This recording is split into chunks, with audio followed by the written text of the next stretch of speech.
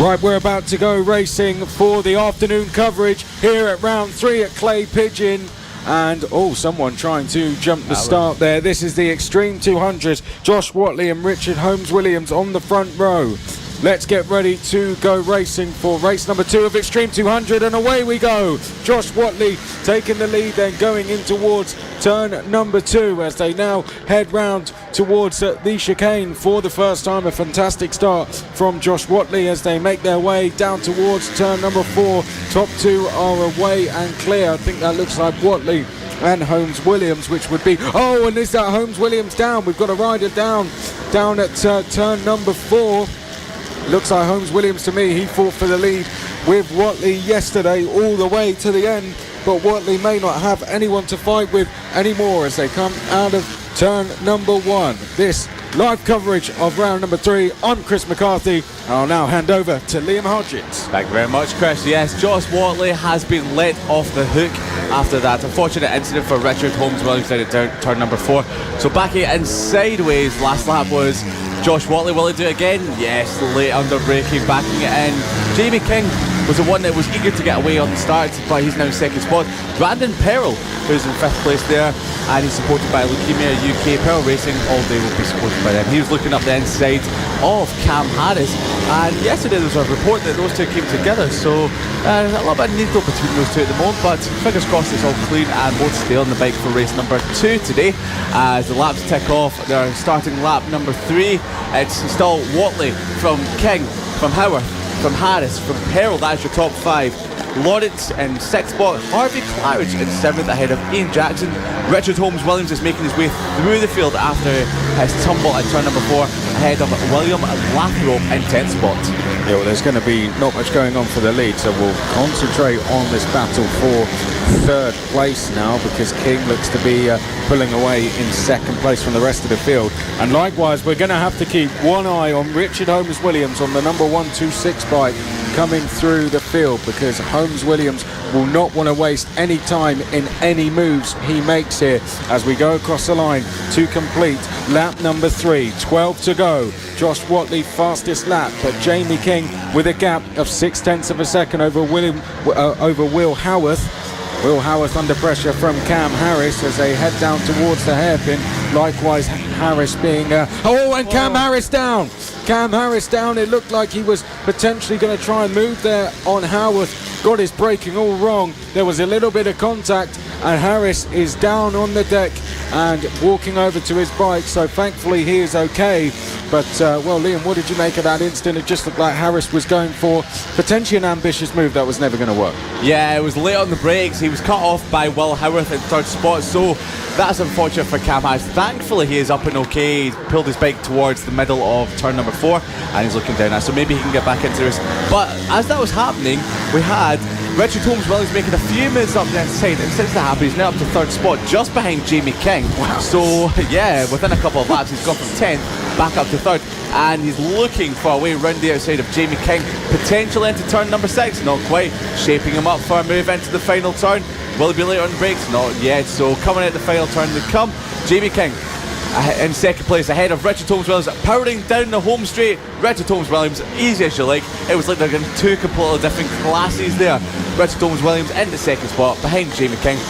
Will he be able to catch Josh Watley? Possibly not, because Josh Watley holds a 9.8 second advantage. Yeah, it would take Josh Watley to go down for Holmes-Williams to catch up, but Holmes-Williams, if he can start putting in fastest laps, then he'll prove that race 3 he could be going after a win there. Let's look at the battle for 4th place, because Brandon Perrell is now in 4th after we saw Cam Harris going down, but he may not be there for long, because we've got Harvey Claridge just behind. So it's Brandon Perrell versus Harvey Claridge coming through turn number 1. Taking a tight line through turn 2 is Perrell, a slightly wider line for Claridge, and that sees him just pull in slightly as they head up towards the chicane, but Perrell dealing with this pressure very well. Claridge trying to make a move down at turn number 4. or perhaps just a preferred tighter line there as they now come up towards turn number 5. Behind Howarth versus Lathrop is going on. Then we've got Jackson versus Lawrence as well. So battles all the way through this middle pack here, from 3rd all the way down to about 8th place as they now head down towards turn number 1. We've still got Peril with Claridge just behind.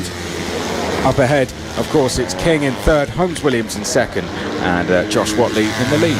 I'm just having a look at Brandon Peril and Harvey Claridge.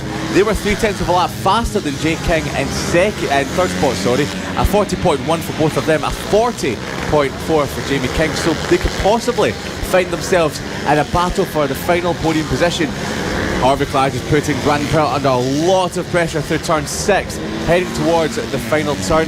Jamie King looks like he's still got a good bit of advantage at the moment, but that gap could be coming down ever so quickly. Will Howarth is closing the gap back to 4th and 5th after he got clipped by Cam Harris a few laps previously, and that time round Jamie King did in fact actually set a faster lap time with both Brandon Peril and Harvey Claridge, so the gap is back up to 3.8 seconds. So that's a good riding from Jamie King. Oh, up the inside, we've got a move for 4th. That is Harvey Claridge up the inside of Brandon Peril. A little bit wide. Will Peril get back up the inside into turn 5? Nope. Claridge holds it. He's run wide, not too much though, so he can maybe set off after Jamie King. Will Howarth is closing in on these guys. You'll be able to see that as they come through the final corner.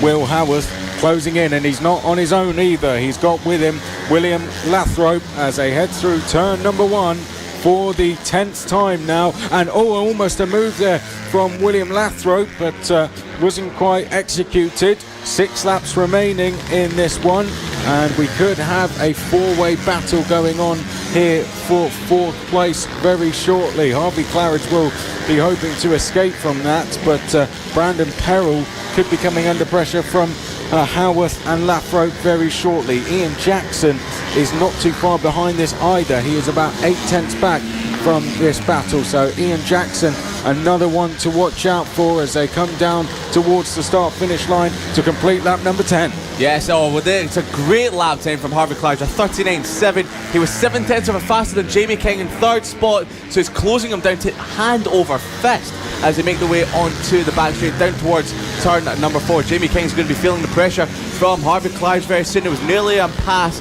for 5th spot, with Will Howarth looking up the inside of Harvey Claridge. So just remember, Josh Watley and a move. We've got Lathrop up the inside of Howarth there, so change for 6th place. Yes, absolutely well spotted there, Chris. Change it for position. Josh Watley just setting fast lap after fast lap, a 38.6. He's got a 12.3 second advantage over Holmes Williams.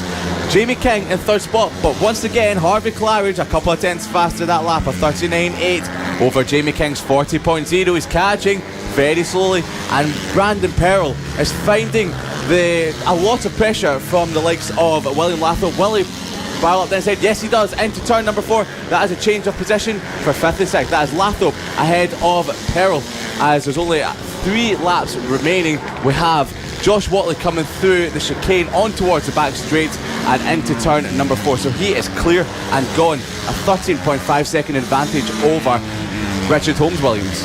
Well, a great move there from Lathrop. 2 moves in as many laps now see him up into 5th place. Great stuff. Harvey Claridge, so let's look at the battle for 3rd place as they come through the chicane and down towards the hairpin. Jamie King under all sorts of pressure here from Harvey Claridge, who dives down the inside down at turn 4, and Harvey Claridge is up into 3rd place. Jamie King trying to fight back into turn 5 and gets back past, so Jamie King just able to get the run on the exit there. Perhaps Harvey Claridge going just a little bit too deep on the brakes, but he's still going to have 2 more laps to try and make this move for 3rd place. Our race leader's already coming through turn number 5 there. That just shows you how far ahead Josh Watley is. He's coming through turn 6 now and about to go on to the last lap. We've got a good battle going on for 3rd place here. Down the start finish straight comes our race leader Josh Watley, and he's about to start the final lap as Claridge now trying to go around the outside of King, and he's pulled it off. Fantastic move. Yeah, into turn number 4. That is not easy to do whatsoever. Round outside of Jamie King. He's now into 3rd spot. Jamie King is going to try and fight back as our race leader heads down to turn number 4 on his final lap. backing it in, that is Josh Watley, looking confident, looking happy. But once again, we're going to look back at the battle for third, starting their final lap into turn number 2. Claridge defends ahead of Jamie King, but rounding the final turn now is going to be our race leader. That is going to be Josh Watley, picking up his second win of the weekend, the first win of the day of the Extreme 200 across the start finish line. Will he pop a wheelie? No, not yet. As Josh Watley, the winner of the Extreme 200 race, Richard Holmes Williams will round the final corner within the next few seconds. Harvey Claridge is still holding third spot ahead of Jamie King. Across the line now, it's Harvey Claridge. Richard Holmes Williams in second spot. Harvey Claridge, Jamie King coming out the final corner. Can Harvey Claridge do it? Will Jamie King get him? Across start finish line, it's Harvey Claridge in third spot, Jamie King in fourth, and William Lathrop holding off Brandon Pearl and Ian Jackson for fifth. Yeah, there was a good move actually from Taylor Lawrence as well. We didn't quite see that one bit. It was down at turn number 4. So a great move from Taylor Lawrence to get past Will Howarth there. But their full order then, Josh Watley taking the win by almost 17 seconds in the end. Richard Holmes Williams was second place. Third place was Harvey Claridge. Then it was Jamie King in fourth, William Lathrop in fifth, Brandon Perrell was sixth place, Ian Jackson was seventh, Taylor Lawrence was in 8th place, and that was your top 8 riders as we get ready to move on to the next race, which is going to be coming up next, sidecars race number 2, and after that we'll be into the third set of races. AC40 Brookies will kick us off, and then we'll be of course going all the way through till sidecars race number 3. But a great race, Liam, to kick us off for the afternoon. Yes, absolutely. Josh Watley was in a commanding position right from the offset leading into turn 1, and he never looked back from there on in. It's a shame that he never got chased down from Holmes Williams after their great scrap yesterday, but unfortunately turn number 4 on lap number 1, Richard Holmes Williams did slip off the bike. Great recovery ride, finished in second position, and of course Harvey Claridge in third spot once again. So we're looking ahead to the sidecar race, the Mini F1 Sidecar Championship, and will we possibly see a Mick Williams dominance again? 6 wins from 7, 5 so far this season. Just remember, you're watching live coverage of the Road to MotoGP, the official partner series of BSB. This is FAB-Racing, and you can find us on Facebook, FAB-Racing, and of course on Motorsport Radio. And of course you can find us on Twitter as well, so get your comments in at FAB-Racing and at M Sport Radio. If you like our podcasts from the Superbike Show or Monday Motorsport, and of course if you missed today's race action, you can catch it again as a radio podcast on Spotify, Apple or Google. So the Mini F1 Sidecar Championship are sitting on the grid. There's 6 of them out there waiting for the start of their warm-up lap, Chris. Yes, they are, and off they go then for a warm-up lap. It's going to be an 8-lap race, as ever, for the sidecars. This race number 2 of 3 for them for the weekend. Pole position is going to be Mick Williams. He's been pretty hard to beat this year, Mick Williams, taking all the victories bar one, which was the very first race of the season. Jack Walters is going to start alongside him on the front row. Then we have Mick Lee and Mark Parker on row number 2. Paul Walters Jr. is going to be on row number 3 with John Hosker, and Greg Pym is going to round out the field. Mick Williams on 170 points at the moment. Jack Walters second with 125. Mick Lee third with 116. So there's a close battle going on for second in the championship. Behind that in 4th place we have Mark Parker with 88 points, and jumping up to 5th place in the championship yesterday was Paul Walters Jr. with 73 points as they head up to the grid. Liam Hodgins is going to talk you through the start of the race. Yes, a shout out to Russell Morgan, who has been a regular of this championship over the last few years, but he came up to commentary box yesterday and told us he probably won't be racing. So there's 7 of them out there, and unfortunately Russell Morgan has not been able to make the start of the grid. But can we see Jack Walters make it to the end of the race? He didn't make it there yesterday. As a lineup on the grid, we've got Mick Williams ahead of Jack Walters. The red flag comes off the grid. We'll have the green flag any moment now. It's up, and the start of the Mini F1 Sidecar Championship is underway. Jack Walters, a fantastic start off of second place on the grid. But Mick Williams is up the inside into turn number 1 and holds the lead. Unfortunately, a slow start there for Mick Lee on car number 44, but he's back in the race.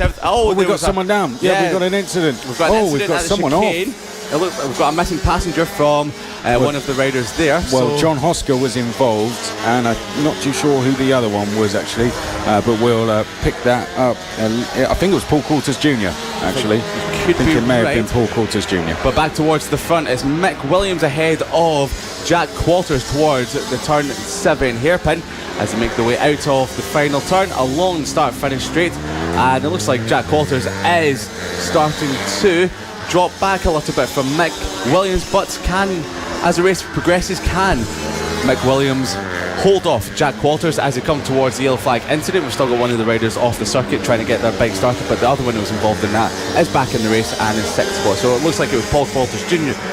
and of course John Hosker, so it's a shame that they're out of the race already. Well, John Hosker is definitely out of the race. I think Paul Coulters Jr. is coming across the line now. Everyone else is still out there and circulating safely. Mark Parker was quickest on that first lap. Jack Walters, though, within half a second of Mick Williams, or at least he was at the end of the first lap. Not too sure if that's going to be the case now. Let's have a look at the exact gap as they come across the line. Mick Williams, 1.3 seconds clear. Wow. Yes, really extending his lead at the moment, isn't he, Lim? Yeah, it was nearly a full second faster than Jack Walters in 2nd spot in that previous lap there. 44.941 against a 45.8. So dominance there from Mick Williams. He's looking in commanding positions at the moment, but anything can happen in this mini F1 sidecar championship. It doesn't usually happen, but sometimes you never know what can happen when it comes to this racing. Jack Walters putting the pressure on Mick Williams. Mark Parker on 230 is looking very good for 3rd spot at the moment. Mick Lee, who had a troubled start, slow away from the start line, is setting good lap times, catching Mark Parker by about half a second a lap, a 46.4 against a 46.8. So he's got another 5 laps to go to make make inroads into Mark Parker in 3rd. Yep, so it's Mick Williams from Jack Walters, Mark Parker, Mick Lee, Greg Pym. Greg Pym new to the series this year. Then Paul Coulters Jr. Fortunately, no John Hosker, as John Hosker actually going to retrieve something from the circuit. That was a real unfortunate incident we had at the start there, but what's the gap going to be between the leaders? We stayed at 1.3 seconds last time around. That incident is really spread out the rest of the field, but what about the 2 leaders? They were certainly not involved in that, and the gap is going up once again, 1.6 seconds. So this is the kind of form, isn't it, that we've just seen Mick Williams in all season. He's almost impossible to beat, of course, bar that one race. Yes, Mick Williams he's just dominated it. Yes, it's tough for anyone in the championship to get in for a win with Mick Williams in this form, but Jack Walters is the man that always seems to put him under pressure, and the gap does look like it's stabilised at 1.6 seconds. So maybe as the race progresses, there's 3.5 laps to go now, and maybe if they catch some back markers, this could give the opportunity for Jack Walters to possibly sneak a win. So they come across start-finish line right now. We'll see the gap with 3 laps remaining, and it is up to, well, it's actually down to 1.4 seconds. So for the first time in this race, Jack Walters has dipped into the 44-second mark, a 44.8. Mick Williams at a 45.0, and they're fast approaching back markers as they head up towards turn 4. Yeah, back markers battling as well. Greg Pym and Paul Coulters Jr. very close together, but they have swapped places now. So Paul Coulters Jr. has gone past Greg Pym. Speaking of Jack Walters there, fastest lap at the moment, and the only person able to beat Mick Williams this season in that first race. Since then, Jack Walters has finished second in pretty much every race, except for race 1 yesterday, where Jack Walters actually got a 0-point score, which was a real shame for championship-wise for Jack Walters. But looking to recover that now today with 2 races to go. And is that Jack Walters has been stuck behind the back marker of Greg Pym, so that's opened up the gap to Mick Williams with a lap and a half to go. So it's given Mick Williams about a 3-second advantage at the front of the field. That's a shame there for Jack Walters, but Mick Williams would argue that he perhaps had it in the bag already. We're only going to have one more lap to go when Mick Williams rounds the last corner and comes up towards the start-finish line. And here he comes. Mick Williams has done another superb job in this race, and Mick Williams looking to go on to take the victory. So coming through the chicane then for the final time, Mick Williams well in control, just needs to go around without taking too much risk, and Mick Williams should be taking that checkered flag comfortably in the lead. Yet again, it is going to be another win, as we see. I think that is that some battling going on. That's Mark Parker getting caught behind the back marker. Mick Lee might be able to take advantage of that and sneak through it into third spot, but it's looking unlikely at the moment, Chris. Yep, well, round the last corner and down the start-finish straight, Mick Williams is going to take yet another win this season. And Mick Williams is just becoming impossible to beat at the moment. Second, Jack Walters. The fastest lap is certainly something he can take away from this race, and of course he did get delayed as well. Mark Parker should come across the line to finish third, and was actually under a lot of pressure from Mick Lee in the end there, as you pointed out. Paul Coulters Jr. rounds out the top five. Greg Pym, sixth place. Unfortunately, John Hosker only just getting going now, or at least attempting to try and get back to the pits. In fact, John Hosker getting a push, I think, from Mick Williams. So, a race winner and obviously an all-round good guy, giving John Hosker a bit of a push back to the pits. So, it was obviously very nice of him. But Mick Williams taking the sixth win out of 7 so far in the 2019 Mini F1 Sidecar Championship. And Jack Walters managed to pick up second spot. Unfortunately got caught behind some back markers in the last couple of laps. Mark Parker picked up his first podium position. It was actually second podium position because he picked up a third yesterday. But Mick Lee was off of the podium for the first time in 2019 after he picked up his first second place yesterday. He got fourth today. I've never seen two sidecars going round like that. The recovery surface of Mick Williams being demonstrated as they get John Hosker back. It looks like Greg Pym wants to join in as well, as he's just approaching. But I think one sidecar is enough to get one back. But that is all of race 2 now completed. AC40 Rookies race number 3 will come up next. Yes, so the AC40 Rookies gave us some fantastic race action earlier on in the day. And just remember, you're listening to live coverage of the Road to MotoGP, the official partner series of BSB. We are FAB-Racing, and the AC40 Pros have made their way onto the circuit now. It was a great win earlier on today by our championship leader, Ollie Sims, and he managed to take the full 25 points. That was his 4th win of the 2019 season. Archie Gibbs, who won yesterday, could only manage 3rd today. So it's still a championship battle going on between those two. 20 points at the top of the championship. And as the riders are sitting on the grid, we will be getting the start of their warm-up lap version. There's some riders switching positions at the moment, possibly lining up in the wrong ones. But there's 24 strong riders in this race, Chris, and we could be seeing some fantastic race action once again from the AC40 Rookies. Yep, there's certainly enough of them out there, isn't there? We've seen fantastic racing from the rookies. This is where we've got some of our riders that are just starting out in the FAB-Racing British Mini Bikes Championship, just starting out racing for the first time. And we're just going to get off for the green flag lap. So Liam is going to talk us through the grid. Yes, so qualifying on pole position was number 3, Archie Gibbs, ahead of second position from earlier on today, Blake Wilson on bike 108.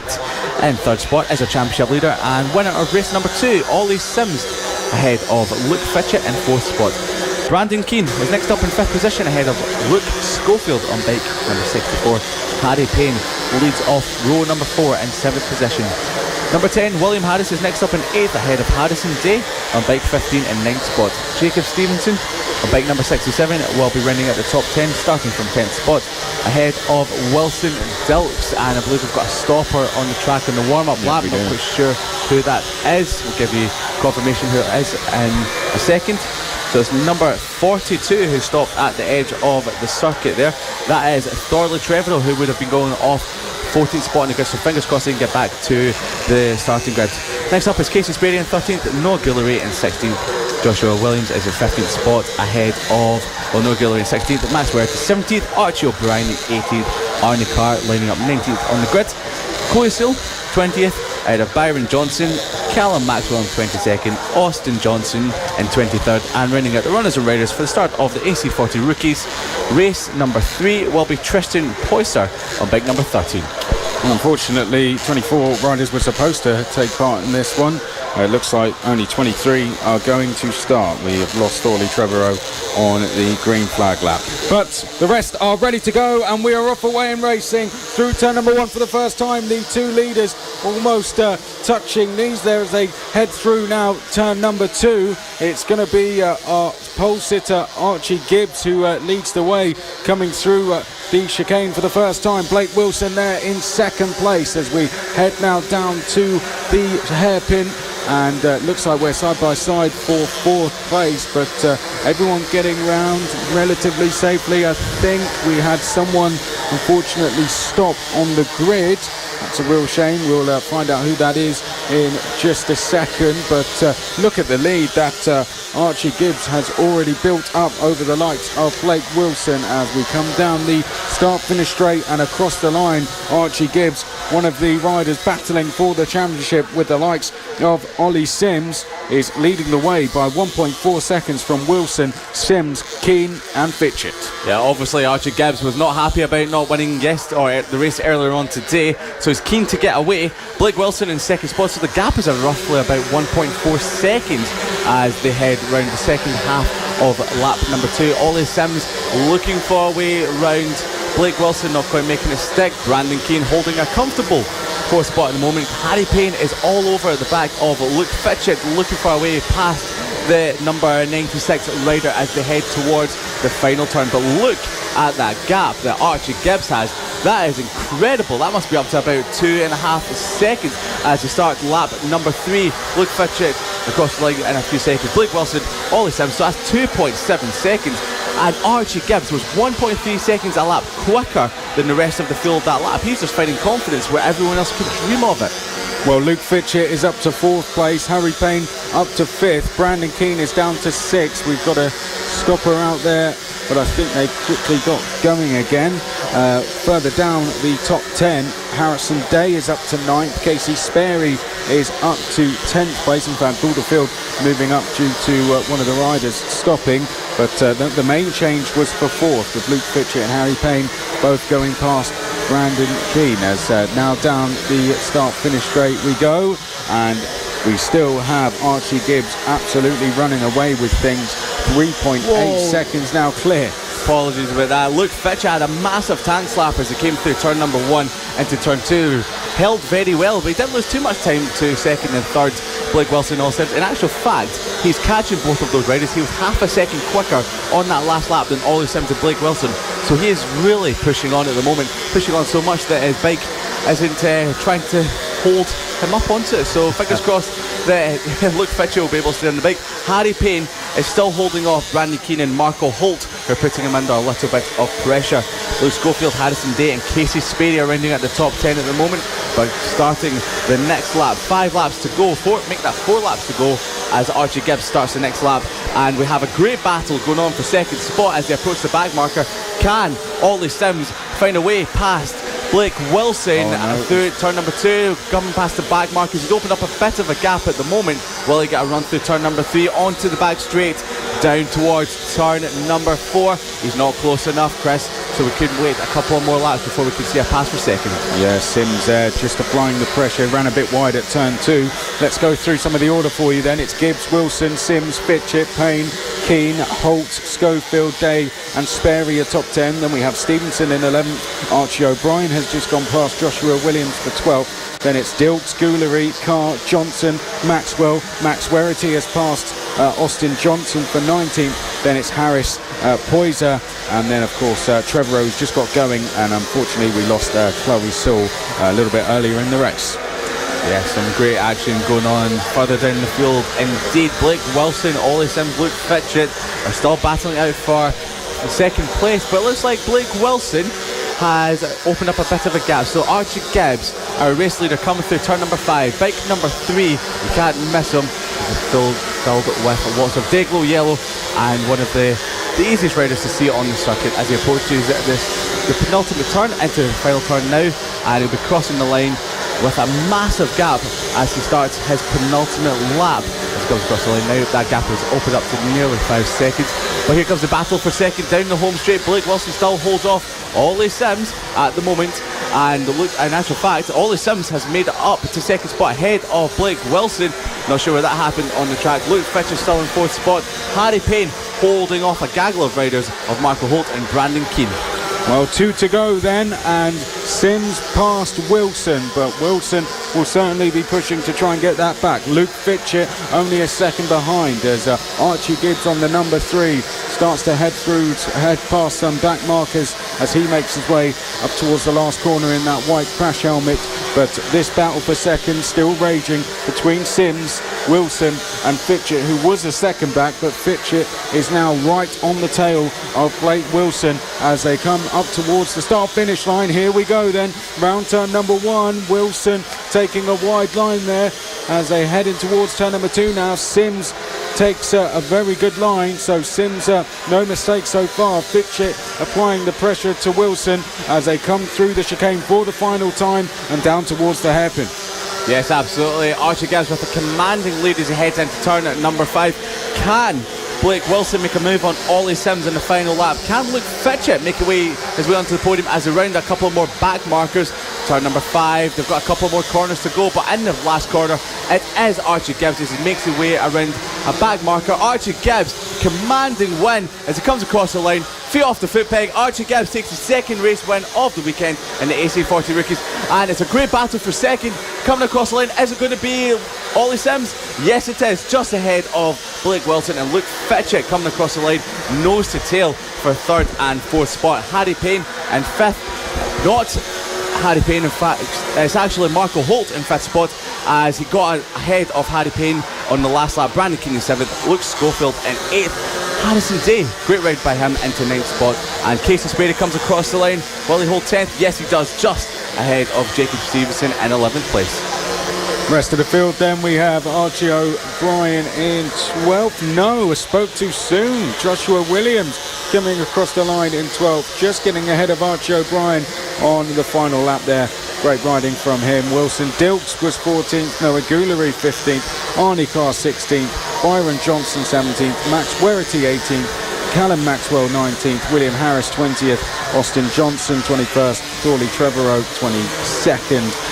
Then we had Tristan Poyser 23rd, and unfortunately Chloe Saul went out on the first lap of the race. But I have to say, Liam, that's the end of the AC40 Rookies for this weekend. Put on a fantastic show, you know. It is rookies, and they've really produced some fantastic racing, very close racing, very clean racing, and all the way up and down the order that we're seeing this, not just at the front but also towards the back as well, and most riders have got round safely every single time. We haven't seen many crashes from this class either, which is great to see. So around a very challenging circuit, I've got to give it out to every single rider. All 24 riders have been superb this weekend. They absolutely have, yes. Echo your sentiments there. There hasn't been a lot of crashes from the AC40 Rookies, which is great to see from a bunch of riders that don't have as much experience as some of the others. And the thing I like the most about it is you've got the dads out there just keeping an eye on the riders and their sons or their daughters, and as soon as the race is finished, doesn't matter where they finish, they'll have always cheered them on. So it's good to see them getting back safely in one piece at the end of the weekend. And just remember, you're listening to live coverage of the road to MotoGP. We are the official partner series of the British Superbike Championship. This is Cool Fab Racing, and we have the mini GP70s on the grid, and they will be starting off any second now for the start of their green flag lap. They've had Ollie Walker taking one of the race wins this weekend, and some great, fantastic action. And I'm going to hand you over to Chris for the grid. Well, before I do that, I've got to say there are some Grey clouds starting to threaten us here at Clay Pigeon.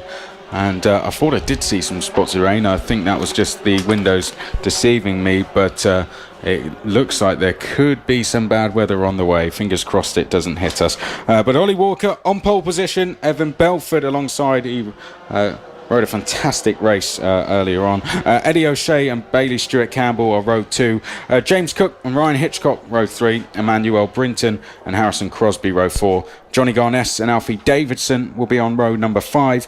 Then we have Owen Mellor and Carl Payne just outside of the top 10 on row number 6. Thomas Gomez and Dylan Mellor, row 7. Carter Brown and Saffron Watley are row number 8. And then rounding out the field is Jack Kirsch.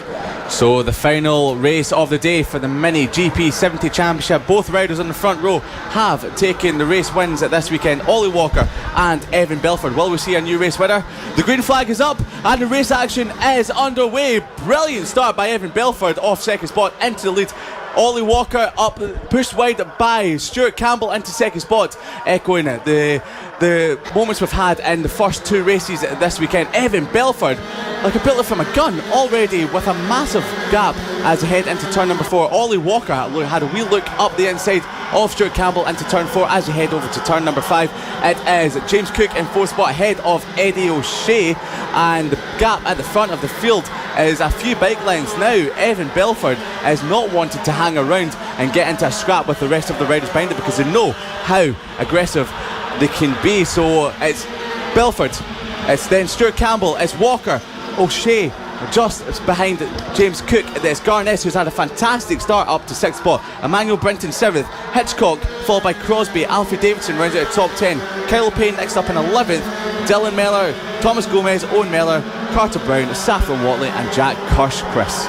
Well, it was almost like watching a repeat of race number 2 earlier, that start, wasn't it? Bailey Stewart-Campbell diving down the inside at turn number 2 of Ollie Walker, and Evan Belford just extending a huge lead. This is pretty much what we saw earlier. We're seeing it repeated again, but that doesn't mean that over the next 13 laps that it's going to end this way as we go round turn number 2. Almost a change there as we saw James Cook threatening to go down the inside of Ollie Walker. Didn't quite make it as they now head down towards turn number 4 for the 3rd time. We're very close in this battle for 2nd place. We've got Eddie O'Shea just at the back of it, and we've got a gap back to Johnny Garness, who is under pressure from Ryan Hitchcock. Emmanuel Brinton, Harrison Crosby and Kyle Payne currently round out the top 10, and that lower order, that second half of the top 10, extremely close, just as close as this battle for 2nd as Cook dives down the inside of Walker, and Cook up to 3rd place. Fantastic move from James Cook. Yes, you can see Belford getting away, doesn't want to let him get away too much. Great overtaking manoeuvre into the fast turn 1 corner there. So we've got Belford from Stuart Campbell, from Cook, from Walker, O'Shea. Garness has lost the position to Ryan Hitchcock, who's been looking up the inside for the last couple of laps into turn number 2 and eventually got him. So that's 6th and 7th spot finally switched round. Can James Cook make a move on Stuart Campbell before the next lap, or at the start of the next lap? Here we go into lap number 5. James Cook nearly, will he get a run into turn 2? Not quite, just shaping him up for a little bit later on. That is going to be James Cook, possibly up the inside of Stuart Campbell or around the outside very soon. So Belford onto the back straight up to turn 4. Can James Cook make a move into turn 4 for the 2nd spot? Not quite, but this looks like Ryan Hitchcock is actually catching the leaders. He was the fastest rider on track apart from Evan Belford last time round, 38.5. That's a good spot there. One thing I was going to say is it won't surprise you when I tell you that Evan Belford currently has the fastest lap of the race, 38.411. And here comes James Cook down the inside of Stuart Campbell, the exact same move, but he hasn't been able to complete it this time through turn number 2. Tries to switch back on Stuart Campbell, who was wise to it, and Stuart Campbell, as he had to do in race 2, doing a great job to hold off the likes of Cook, Walker and O'Shea here, coming through the turn 4 hairpin up towards turn number 5.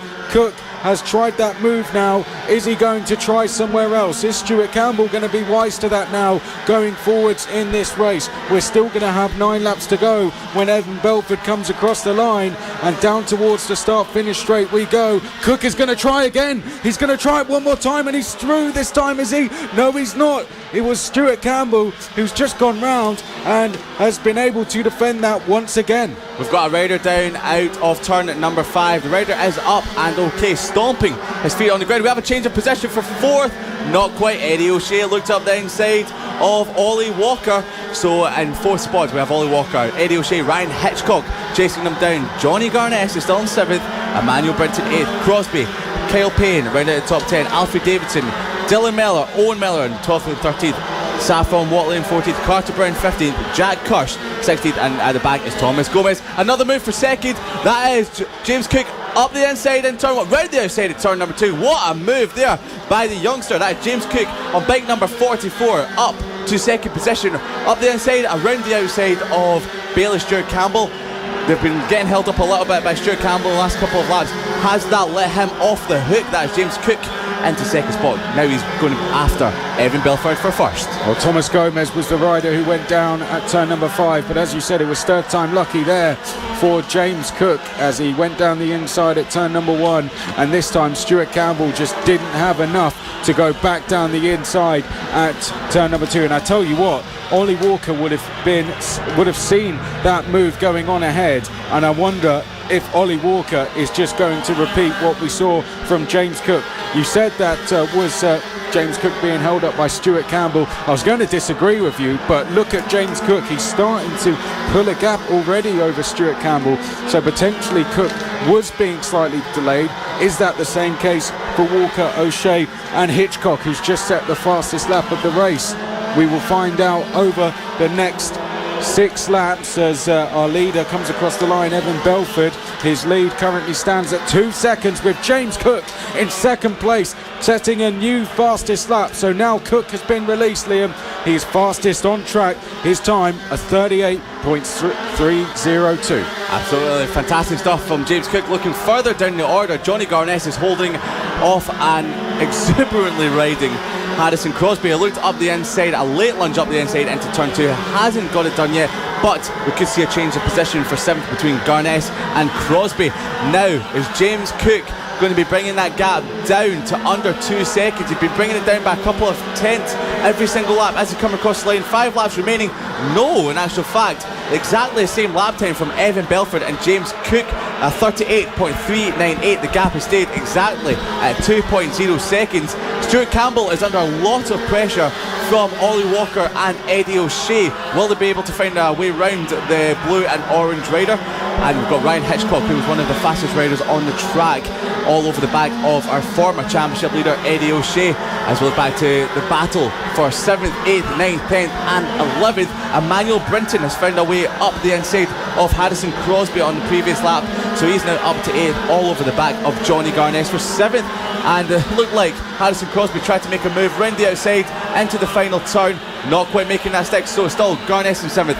Emmanuel Brinton looking for a way up the inside of Garness into turn 2, not making a stick. He slots back into 8th spot just in front of Crosby. Well, Stuart Campbell still holding on to that 3rd place from Walker, O'Shea and Hitchcock, but Walker has been attempting to make that move that James Cook did.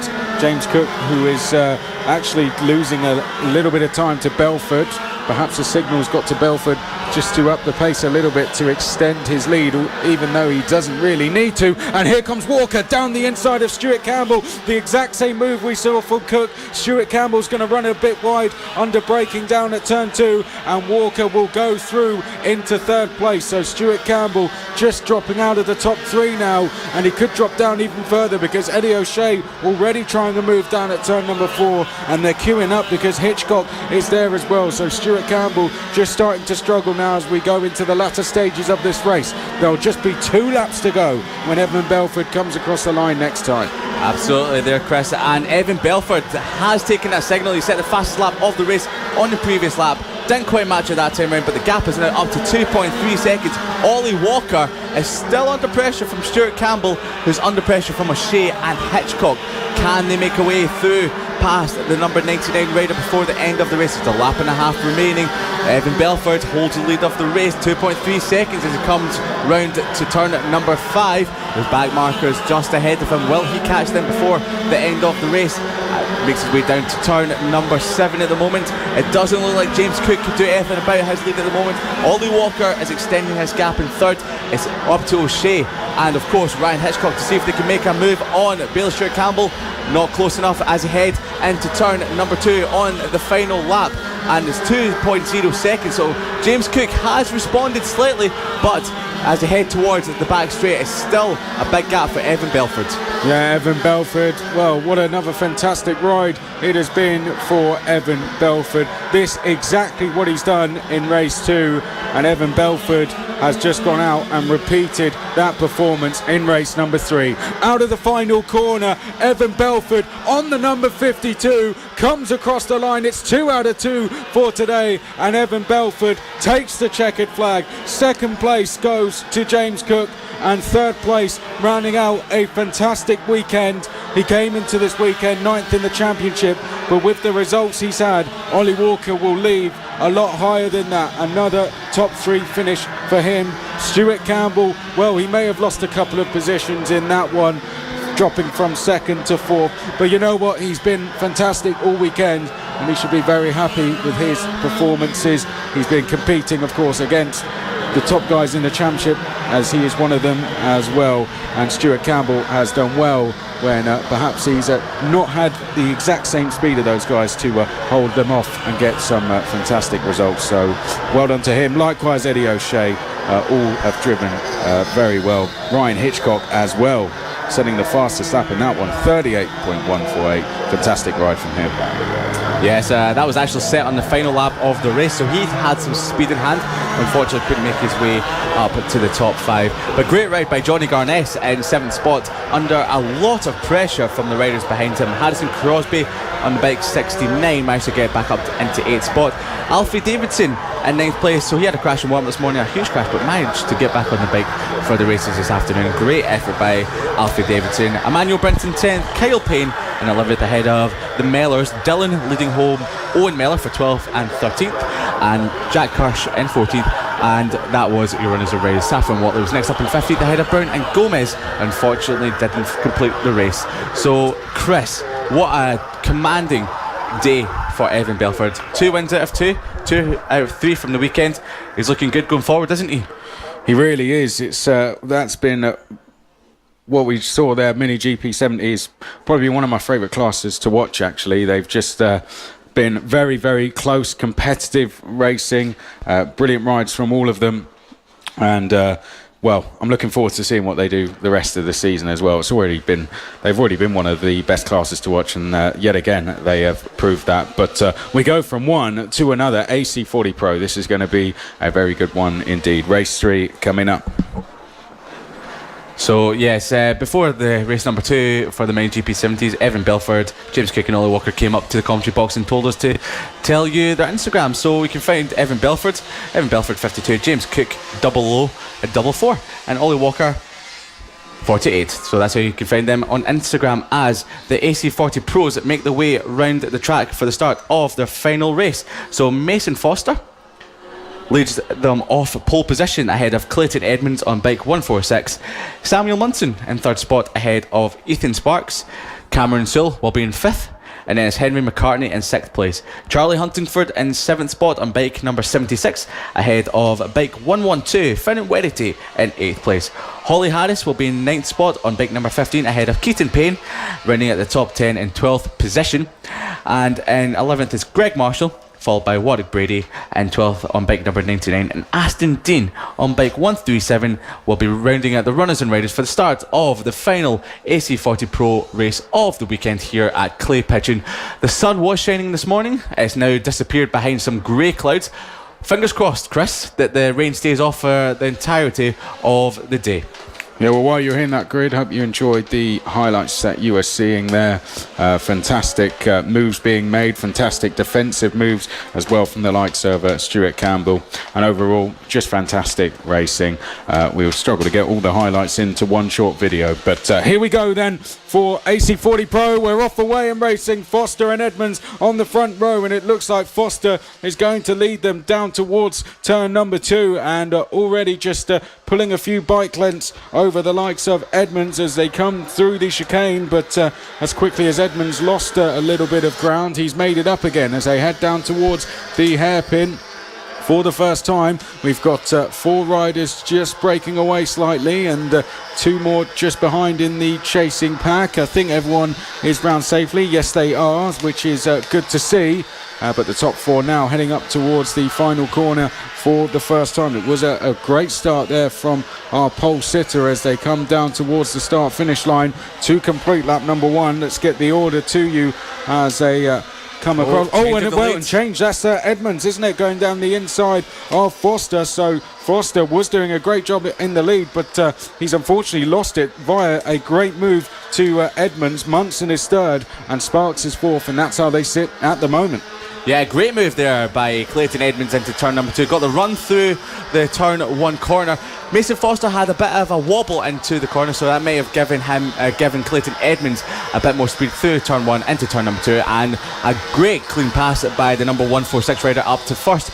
So the riders make their way through the final turn across the start finish line for the 3rd time, starting lap number 3. That's going to be Clayton Edmonds, Mason Foster, Samuel Munson, Ethan Sparks making a move up the inside of Munson. Not quite doing it just yet, having a bit of a look.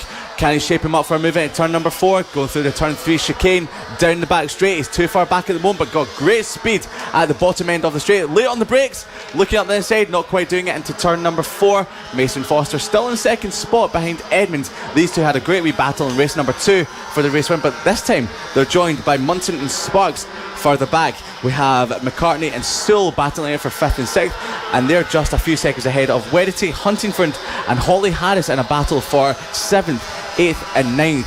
Warwick Brady in 10th spot ahead of Greg Marshall, and rounding out the runners and riders is Aston Dean. The riders come down into turn number 2 once again. Can Sparks make a move on Munson? Not quite, but he did set the fastest lap of the race of 42.4, Chris. Yeah, it looked like we were going to see 2 groups of 2 form there, even though the leaders are split by only just under 7/10. As going very defensive, that was Clayton Edmonds. Foster just looking to the outside. Likewise, we've got Sparks looking to the outside of Munson coming up towards turn number 5. So we could see 2 groups of 2 form here, dependent on how these battles progress. But if you're Munson and Sparks really want to try and work together here, sometimes it's hard to get the message to each other, but if they can do that, they should catch our leaders and change the lead. Mason Foster back into the lead through turn number 1 past Edmonds. Got a brilliant run. And Sparks had to sit up there, tried to make a move. Did he, or is that Sparks that's already gone through? I think Sparks is actually up into 3rd place, so good move there from Sparks, and the top 4 all get closer as a group once again. Yeah, great ride there by Sparks. He looks like he's on a bit of a charge at the moment. He's a demon on the brakes, and he managed to get himself past Munson, but we missed that. So we had Foster getting a great run out the final turn and past Clayton Edmonds before the start finish line. So as they approach the start finish line once again, there's 5 laps to go. It's Foster, it's Edmonds, it's Munson, it's Sparks, as quick as you like. Sparks is setting the fastest lap of the race, lighting up our timing page at 42.197. He is the form man at the moment. Not so great run out of the turn 3 chicane, but will he look up the inside into turn 4? Not close enough, but he's an absolute weapon on the brakes there, Chris. He is indeed. He's caught this top 2 now, hasn't he? And Clayton Edmonds could be in a little bit of danger of losing that place unless he can get past Foster. Ethan Sparks, as you said, quickest lap last time around, 42.197. That said, Samuel Munson is still there and still putting on some pressure. So now they've swapped positions. They have certainly closed in the top 2, and is Sparks about to make a move on this lap? This lap number 7, we've only got 4 to go as they come through the chicane. top 4 are split by 7/10 of a second. Then we've got Saul, McCartney, Werity, Huntingford, Harris, Brady. Saul and McCartney trading places last time round. Marshall and Dean round out your field. But look how close this is for the lead, Liam. Could be any one of these 4 that take the win. Yes, I'm actually quite surprised. Mason Foster, as he got to the front of the field, hadn't pulled a bit of a gap. Clayton Edmonds still tagging onto the back. Ethan Sparks looks like he's got a run out the final turn. Can he make a move on Edmonds in front, down towards turn number 2? Late on the brakes, it looks like it might be Edmonds making a move on Foster. Not quite doing it yet, just having a wee look. There's 3 laps to go. 2 more runs of this circuit after this lap. Great run out of the final chicane, or out of the turn 3 chicane, sorry, by Sparks. Will he make a move up the inside of Edmonds into turn 4? He's late on the brakes, not quite doing enough there to get past him as they approach Aston Dean, the back marker, through turn number 5 and 6. So Mason Foster still looking in a commanding position. If he looked over his shoulder, he'd be jumping off the racetrack with the madness that's going on behind them. Yeah, well, thankfully, I think they're all going to get through just okay past Aston Dean. Yes, they do. So no huge delays there, which is good. We have 2 laps to go now as they come across the line, and the top 4 are still together. Munson holds the fastest lap, 42.193 through the chicane. Foster, Edmonds, Sparks, Munson. That's how they sit in that order. For now, we've still got a lap and a half to sort this one out. Clayton Edmonds trying to close in. He was 4/10 behind Foster at the start of the lap, but that second place rider has certainly closed in now. That gap has come down. Likewise, Sparks is under a lot more pressure than he once was from Munson, who of course just set that fastest lap. Out the final corner they come then to start the final lap. Here we go, the final lap is about to start. Foster still in front of Edmonds. Sparks, will he make a move into turn number 2? A little bit of a shake as he went through turn 1. Not quite staying stationary for a moment. It's all about the exit through this turn 3 chicane. Who will get the best run onto the back straight? It looks like Foster had a great run towards the turn 4 hairpin. Late on the brakes by Munson, not quite doing it. That's Sparks looking up the inside of Edmonds. Foster still holding the lead as they approach turn 5. Will he be able to hold it into the final hairpin? Through turn 5 into 6. Edmonds all over the back of Foster. Will he make a lunge into the final turn? No, he won't. Will Sparks maybe make a move? Who will get the best run out of the corner? 4 abreast as they come to start finish line. Mason Foster looks over. He's going to hold on to win. Will it be Sparks in second? No, it's Edmonds. So Foster, Edmonds, Sparks, Munson and Sparks set the fastest lap of the race on the final lap, and that was a 42.193.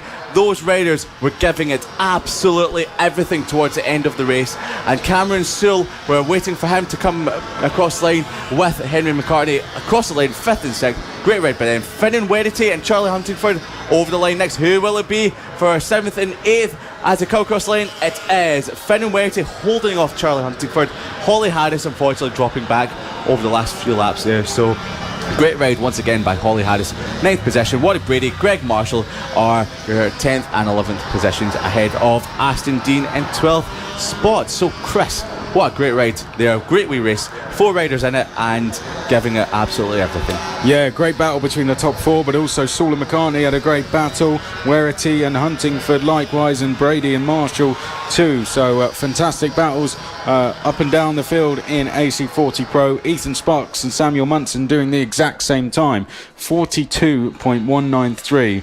So both setting the fastest lap on that last lap. They were pushing all the way to the end. In fact, Samuel Munson had already done a 42.193 a little bit earlier, and Ethan Sparks matched it on the final lap.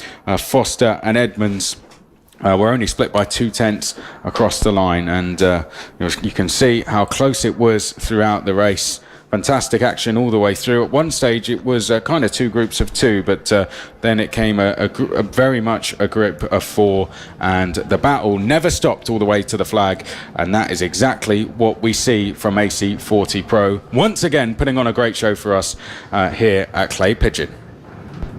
Yeah, so just remember you're watching live Cool Fab Racing, the road to MotoGP and official partner series to BSB, and we've got the 3rd race of the Pit Bike 140 and Moto team out next, and a grid of 30 riders. So they're lining up on the starting grid for the start of their warm-up lap, Chris. Yeah, there's plenty of them, isn't there? And these races, have been particularly exciting. They do get hard at some stages to keep up with, but we do our best, and so do the crew out there. But basically, sit back and enjoy the show, because this is going to be a fantastic race. Jamie King on pole position. Matthew Bolsover will be alongside. Leo Caulfield and Richard Holmes-Williams will be on row number 2. Harvey Claridge and Cameron Caulfield will be row 3. Then we'll have Joshua Watley and John Petit on row 4. William Lathrope and Ben Bailey round out the top 10. Ryan Gaines and Simon Clowes will be row 6. Then it's Will Howarth and Aston Ballard, Ian Jackson and Sean Whittaker. Rob Petit and Callum Wybrow are row 9. And rounding out the top 20 is Ben O'Keefe and Henry Majuce.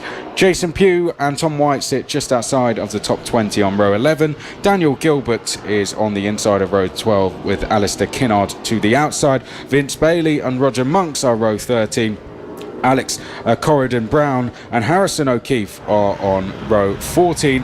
And at the back on row 15, Gary O'Keefe and Anthony Perrell. Leaders roll onto their grid slots. We are getting ready to go, Liam, and I'll hand over to you now to talk us through the start. Yes, I don't know how this one is going to go, but we've had 2 new race winners this weekend. We had Leo Caulfield in race number 1 yesterday and William Lathrope in race number 2 today. Can it be Matthew Bolsover? Can it be Jamie King? Can it be Harvey Claridge? We're going to find out as the Pit Big 140 motor team race is about to get underway. Green flag is up and away we go. Jamie King, a bit of a slow start, wheelied off the line, and we have Matthew Bolsover into first spot there. So he's been getting a great start in the previous 2 races. Harvey Claridge making his way into third, just behind Jamie King, and Ben Bailey in 4th place. No, it's not Ben Bailey, and he's dropped back. Ben Bailey down to about 6th spot as they head round the final lap. Harvey Claridge makes a move up the inside of Jamie King into turn 2. Can he hold it? Possibly round the outside. Jamie King early in the brakes. Harvey Claridge nearly tags the back of Matthew Bolsover through turn number 5 into 6th to go.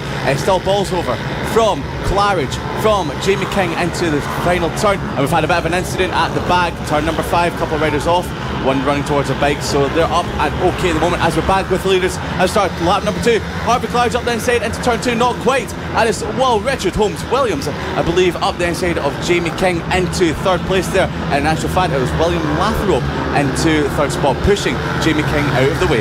Yeah, Ben Bailey went up to 4th, and we've got a change of lead. Claridge down the inside of Bolsover, executed it very well, but he's now going to try and hang on through turn 5, runs a little bit deep on the brakes, and this could be costly for Claridge. It is very, very costly. He's dropped down to 4th place with a gap to the top 3, so Claridge will not be happy with himself that he allowed that to happen.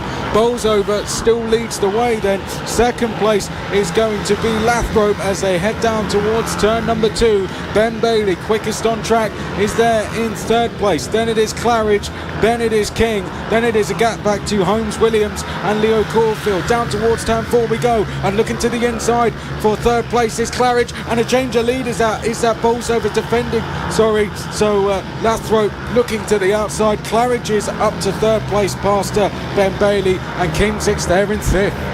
Yeah, with this race going on at front, give a shout out to the motor team riders. Will Howarth leads Simon Clowes in 11th and 12th. That is going to be raging throughout the entire race. As Bolsover runs on the curb coming to the final corner, can Lathrope get a run into turn 2, round the side of turn 1, up the side of turn 2, late on the brakes, not quite, has to set it up over the curbs. Harvey Claridge into 3rd spot, still holding off Ben Bailey as they go through the turn 3 chicane down the back straight. Bolsover looks behind him. Will he see Lathrope up the inside in turn 4? Yes, he will.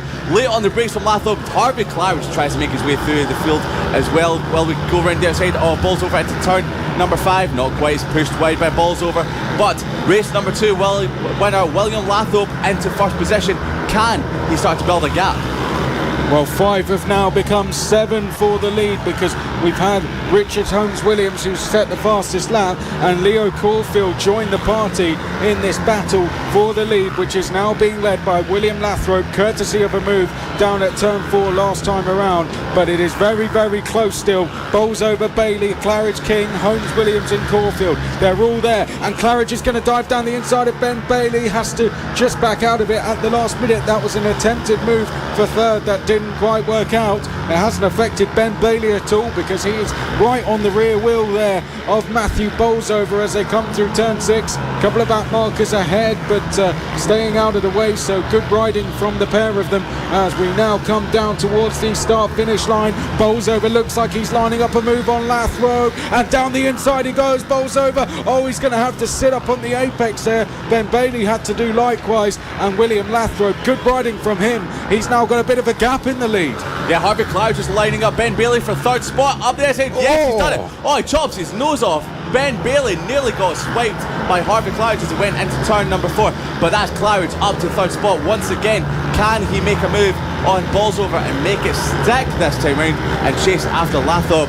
Harvey Clouds is looking fantastic at the moment, but we've also got Ben Bailey. Jamie King is holding station at the moment, just ahead of Holmes Williams and yesterday's race winner Corfield, as we've got a change of lead as Bolsover back up to the lead around turn 2. Yes, what a move by Bolsover. Round the outside turn 1, up the outside of 2, and he's back ahead of Lathrop into the next lap. So can Claridge make a move on Lathrop into turn 4? Not quite doing it yet. There's more back markers coming up. Can they get through them without splitting up the field? It looks like the top 4 might be starting to build a bit of a gap at the front of the field. Yeah, I agree with you there, ever so slightly, isn't it?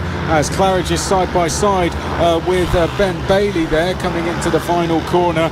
Jamie King is trying to go with the top 4 here, but certainly dropping back is Holmes Williams and Leo Corfield as they come through turn 1 in towards turn number 2. Lathrop just taking a tighter line through turn number 2 than the likes of Matthew Bolsover, who set a quickest lap last time round, 39.723 for Bolsover. Down towards turn number 4. I think that's probably the first lap we've not seen any attempted moves down there, and I think we can see here Lathrop just having to go around the outside of a back marker. Likewise is Claridge and Bailey. So Claridge and Bailey have dropped back now from Bolsover and Lathrop, who come round the final corner and down the start-finish straight. Bolsover looking over his shoulder. Lathrop looks to the outside at turn 1. Through turn 1 we go, and Lathrop dives down the inside at 2, and Lathrop is through. Fantastic block pass there. Just followed him through as well into second spot. Not sure what Bolsover was doing, looking over his shoulder and sticking his leg out to allow Bolsover through. But as Claridge go for the lead, he is. There's back markers on the way. Claridge up there side a little bit wide, and Lathrop back into the lead. So opportunistic move there by Claridge. Yeah, Claridge there tried the move for the lead, but hasn't quite worked out. Well, we've got our leaders just heading out of the final corner. This will see them complete lap number 9 with now 6 to go. Let's bring you the top 10 then, unless there's any changes. Before I can get through it, it's Lathrop, Claridge, Bailey, Bolsover. Then we have the likes of King, Holmes Williams, Corfield, Cameron Corfield just behind, so Leo heading that one. Then it's Gaines and Petit.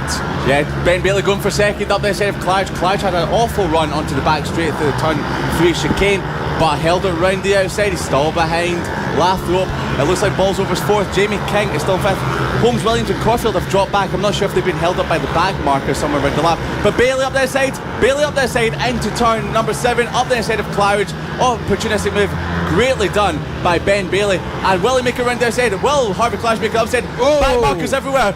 What is going on? Where is everyone? I think it's Lathrop still in the lead of the race. Ben Bailey still in second. Cloud still in third. So as they make their way through the back markers, they're just barging them out of the way there. The back markers must be terrified with what's going on, as Claridge nearly gets tagged by the back marker into turn number 4. Yeah, if that was me, I'd have 3 of the leaders coming either side of me. I'd be terrified. I think I agree with you there, but we've actually had our Jamie King off the side of the circuit. It is. Yeah, yes. turn number 4. Turn number 4. That is Jamie King out of 5th spot.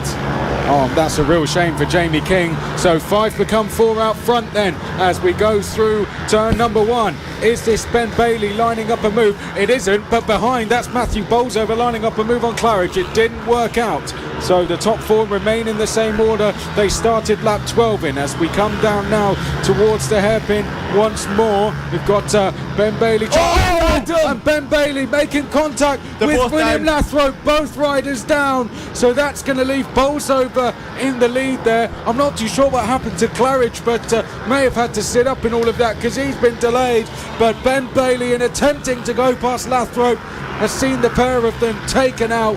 Bikes are on the floor, riders are already over the side of the track, and the red flags come out. That was such a shame for both riders. Ben Bale looked up the inside of Lathrop. Lathrop didn't see him coming, so he tagged the back. Both riders went down heavily. Harvey Claridge had to avoid the incident, so ran off the track as well. So red flags have come out. Hopefully, fingers crossed that Ben Bailey is okay. Yeah, I think that could be the end of the race. We only had 3 laps to go, so I have a feeling that could be the race completed. What a shame, because that was a fantastic battle for the lead. Bolsover has actually gone over to check if everything is okay with his fellow competitors. Well, Ben Bailey, he was just trying a move for the lead. It didn't quite work out, and unfortunately it's ended in a bit of an incident. But, well, that is how intense the lead battle was, and it's a real shame that it's ended that way, but a fantastic race nevertheless. Even if it did end like this, it was still a fantastic race. It absolutely was there, Chris, and there's 30 riders on track. I'm actually surprised that they managed to get through most of it as cleanly as they did for as long as they did. But hard riding, it was clean riding. Unfortunately, it was just a misjudgment from one of the riders, so fingers crossed. And the great thing is, we're seeing a lot of the riders stopping over the edge of the track to check up on their fellow riders. So it's not just, it's because it's a family community here at the FAB-Racing. So great racing on circuit. Harvey Claridge was making a lot of lunges on the brakes up towards turn number 4. Matthew Bolsover once again was looking very good towards the closing stages. So Harvey Claridge, a shame they couldn't get into the lead of the race because he was very hot in the brakes. Made some great passes, and of course the back markers, the leaders trying to find a way past the back markers with a couple of laps to go. It looked like it was chaos out there. Yeah, well, you can just see from the highlights that were being shown how intense it was, how close it was, how many moves that were made. It was very hard to keep up with, but there you can see that was when the back markers were surrounded by the lead train, and that is all the overtakes that we saw throughout the race. Lots of lunges, lots of overtaking. A lead group that stayed at around 7 for most of the race dropped to 5 riders and then to 4, and despite the fact that we did lose some riders from the lead group, it didn't stop the racing being as intense as it was. And there we see the leader who went down with Ben Bailey and William Lathrop in that attempt for the lead from Bailey. I saw himself and Lathrop go down, and there is Ben Bailey up and walking away from the incident, which is good to see. So at least no serious injuries appear to have been made to Ben Bailey. But well, a fantastic race. We'll wait to just get a confirmation on race results for you, but that is going to be the end of this race for Pit Bike 140 and Moto Team race number 3. We only had 3 laps to go, so all the riders have been sent back to pit lane, and that will be the end of the race. But there was the incident, Ben Bailey going down on the deck, and we saw Claridge getting held up from that, and Lathrop, but thankfully he's okay. He's walking away, walking back to where he is set up around the circuit. That's the most important thing out of all of this, that all riders are okay and are being assisted safely back to the paddock. Yeah, just want to once again give a big shout out to the marshals and of course the medical team that are doing a great job at all FAB meetings, and of course here at round number 3, Clay, Pigeon. This is FAB-Racing, the road to MotoGP, the official partnership to British Superbikes. And if you want to get in touch with us today, you can get in touch on Facebook, FAB-Racing, and Motorsport Radio, Twitter at FAB-Racing and at Motorsport Radio. And if you'd like to hear some of our podcasts, so from the Superbike Show, which we do during the week, and of course Monday Motorsport, along with some of the racing action today, if you've missed it today, then you can get onto Spotify, Apple or Google and listen to the podcasts there again. So we're not done with the racing action just yet. So the Pit Bike 140s and the Moto teams are done for the day. William Lathrop takes a win ahead of Harvey Claridge and Matthew Bolsover, Jamie King in 4th and Richard Holmes-Williams in 5th spot. We will have the junior LC40 elites out next, followed by the senior Mini Motos race number 3, the Mini GP50s ahead of the Extreme 200s, and the sidecars will be rounding out the day's action. Their race number 3 will be coming up at 4:40 p.m. So we've got lots more action to bring you, so make sure you don't leave us just yet. And as we look out the commentary box window, there was sun shining, but it looks like clouds are coming from all directions. There's spots of rain possibly. As we look at the commentary box window, there's definitely spots of rain on our window, but nothing that will affect the grip on track. Well, you say that for now. For now. I think we should say that. Let's hope. We've only got, let's see, we've got 5 more races, so let's hope that the weather is kind to us and we can hang on for the next 5 races with the dry weather, which we've pretty much had throughout the whole weekend, bar, I think, a couple of the qualifying sessions, which were slightly affected. But next up is going to be race number 3 for Junior LC40 Elite. It'll be followed by Senior Mini Motos, Mini GP50, Extreme 200, and then the sidecars will round us off. Oh, there you can see one of our camera crew, by the way. They've been hard at work bringing you the coverage all weekend. A big shout out to them, to Jakes and Dan on the cameras for you today. And we've got Lester behind the scenes as well, but no one wants to thank him. It's only Lester. Who cares? Yeah, well, he's the one that sorts it all out, so we'll be out of a job if we start to criticise him too much. But yeah, so he's the man behind Motorsport Media, and we are bringing you coverage for the first time. So Chris, you have been all over the place at the moment, doing a lot of commentary.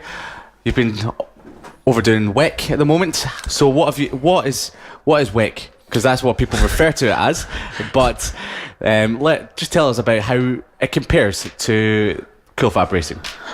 Well, yeah, there's 4 wheels instead of 2, so that's kind of the main difference. But yeah, WEC, the World Endurance Championship, which of course the likes of Fernando Alonso are racing in.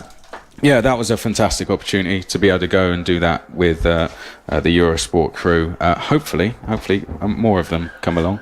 So basically I'm standing next to a superstar commentator. Is that what it is? I don't know about that. Yeah, I got to do the World Endurance Formula. Got to do a couple of rounds of Formula E as well, which was great. But got to say, it's fantastic to be here commentating on the next superstar riders. Of course, one person I do want to give a shout out to, because it's one of our former riders who was racing today over at who was racing yesterday over at Le Mans, was Max Cook, his brother James Cook. Of course, we've already seen racing today, but Max has come through this series and now races. Is the only British rider to race in the CV Moto3 World Junior Championship. Also races in the Red Bull Rookies as well. So flying the flag for our country in both those championships. Had a brilliant start to his Red Bull Rookie season at Jerez with a 11th place despite a ride through penalty, and then an 8th after that, was 5th going into the final corner. So fantastic performance from him there. And today, yesterday he finished 18th at Le Mans in round 3 of the Moto3 World Junior Championship, despite dropping all the way back to 35th mid-race. So that's where these riders are going. British Talent Cup, Red Bull Rookies, potentially the CV Championships as well. We've got the likes of the European Talent Cup. So that's where these riders are going, and obviously even higher than that, we're going to see some of these riders definitely in the likes of British Superbikes, World Superbikes, and MotoGP as well. We are officially on the road to MotoGP. We are the official partner series of the British Superbikes as well, which I'm going to watch. Yeah, so it's looking forward to that at Donington Park. It's going to be fantastic. It's going to be fantastic indeed. And as you said, take your sentiments that some of these riders will be future stars of British Superbikes. Some will be future stars of World Superbikes, and some will be following the likes of Cal Crutchlow, Bradley Smith, and the likes up to MotoGP, and possibly challenging the likes of Marc Marquez, and of course Valentino Rossi, because he'll still be sticking around at the age of 50 years old, so we could see lots of that. So there's a lot of great talent here at the FAB-Racing Championship, and we've got lots more action to bring you for the rest of today. And we had lap records broken yesterday, didn't we? We had lap records broken five times in one class. That was our Mini GP 70 race, wasn't it? That is lap records that have been held by the likes of Danny Kent and Scott Redding as well. Scott Redding switching from MotoGP to BSB this year. So for riders to be coming along and beating those lap records just shows where they're going to be heading. And the talent we see out there, even from riders as young and small as we are seeing coming out onto the circuit now, is fantastic. The racing is so close. I really have admiration for anyone who can race these motorcycles as they do, because it is fantastic. Very brave, but also do.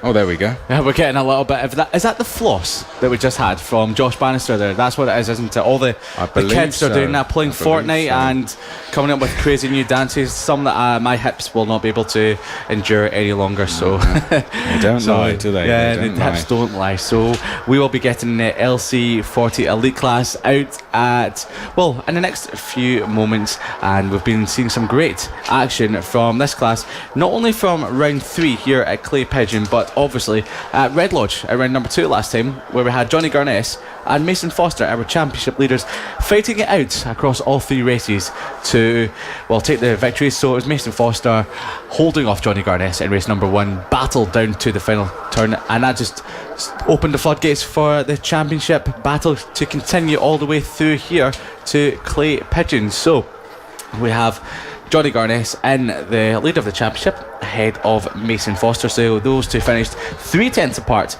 in race number 1. Johnny Garnes taking the victory over Mason Foster. Clayton Edmonds was third from race number 1, and that sees him move up the championship order. So I'll be handing you over to Chris McCarthy in a second to start off the race, but before that we have the grid orders. Johnny Garnes leading them off from pole position ahead of Mason Foster. Emmanuel Brinton on bike number 93 will be starting in 3rd spot. Ronnie Harris in 4th position on the grid.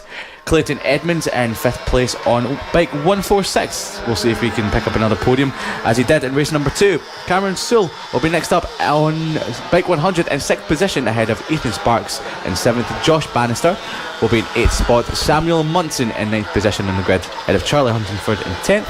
Holly Harris will be starting on row number 6 in 11th position ahead of Finnan Werity in 12th spot. Keaton Payne will be on row number 7 and 13th ahead of Greg Marshall in 14th spot, and Warwick Brady rounding out the top 15, or all the runners and riders, on bike number 99 and 15th spot. So the LC Juniors Elite will be making their way around for the second warm-up lap, just making sure that the track conditions are up to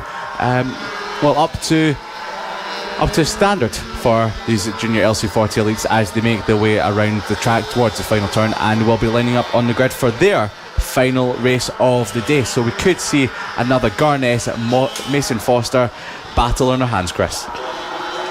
I think so. It's going to be very, very close, I think, but let's not speak too soon, because we have got 10 lap race ahead of us. Riders just coming up to their grid slot. 15 riders in this one, or at least it should be, unless anyone has had any problems pre-race. But we did have a couple of sighting laps there. I'm not too sure if that is due to just a couple of spots of rain, or if that was down to the delayed start to the race. But nevertheless, we're ready to go. Garnes, Foster, Brinton, Harris, Edmonds, Sewell, the top 3 rows. The green flag flies, and Garnes, no problems in holding on to his lead. Going into turn number 2, Foster, 2nd place, and those two pulling away from the field as they come through the chicane. I say pulling away from the field for now. We've still got plenty of riders in chase as they now head down to the hairpin for the first time.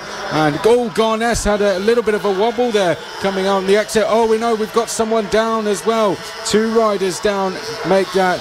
So a real shame there. We'll pick up who they are in just a second. But Garnes leading the way as they go up towards the final corner and head out of the final corner down towards the start finish line. Hands are up. There's more riders falling down at the final turn. Lots of them are pulling into the pits.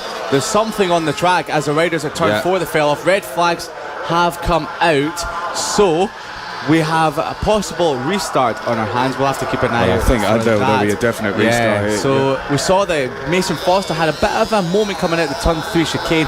Johnny Garness had a bit of a moment coming out of turn 4. Some riders went down at 4, some riders went down at the final turn, but most pulled into the pits. So it looks like it was Clayton Edmonds that was one of the riders that went down at turn number 4. So not sure what the issue is. We'll find out very shortly. I don't think it's rain, because we can't see any spots on our windows, so it could be something else from the previous race that is making the track quite slippy at the moment.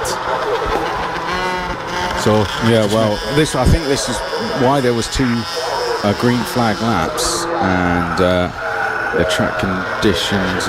I don't know if this maybe spots of rain or something out on track, but we already have people finding out for us, and we will get confirmation when we can. All we will say for now is that there's going to be a definite full race restart here, because we didn't really get people completing the first lap. We had riders diving into the pits at the end of the lap, 2 down over at turn 4 and more down at the last corner, and a bit of confusion.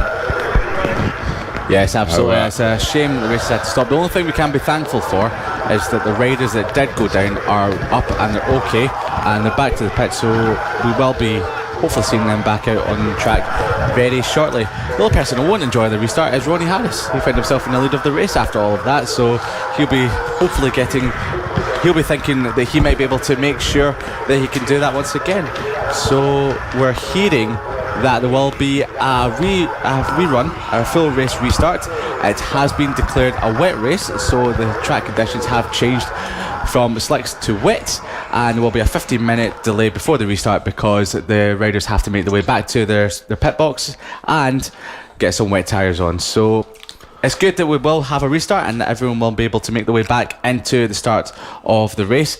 Here at race number 3, round number 3, race number 3 for the LC40 Elite. It's Clay Pigeon, and you are listening to Cool Fab Racing, the road to MotoGP, the official partner series of the BSB Championship. If you'd like to get in touch with us today, you can get in touch on Facebook, Cool Fab Racing and Motorsport Radio. Also on Twitter, at Cool Fab Racing and at M Sport Radio. And of course, if you like to listen to all the media that Motorsport Radio produces, then you can get onto our podcasts on Spotify, on Apple and Google, and listen to the likes of Monday Motorsport and of course the Superbike Show. And if you miss that, if you found out you missed the racing here today and can't watch it live, then you can listen to it on Spotify, Google and Apple. So we've got you covered if you miss any of the action. Well, we saw some highlights there of what actually happened on that warm-up lap, and straight away riders that were going down. Are you not listening to me? Of course I'm listening to you. Interested in what I'm saying. Riders that were going down were immediately calling for the red flag, and they were listened to.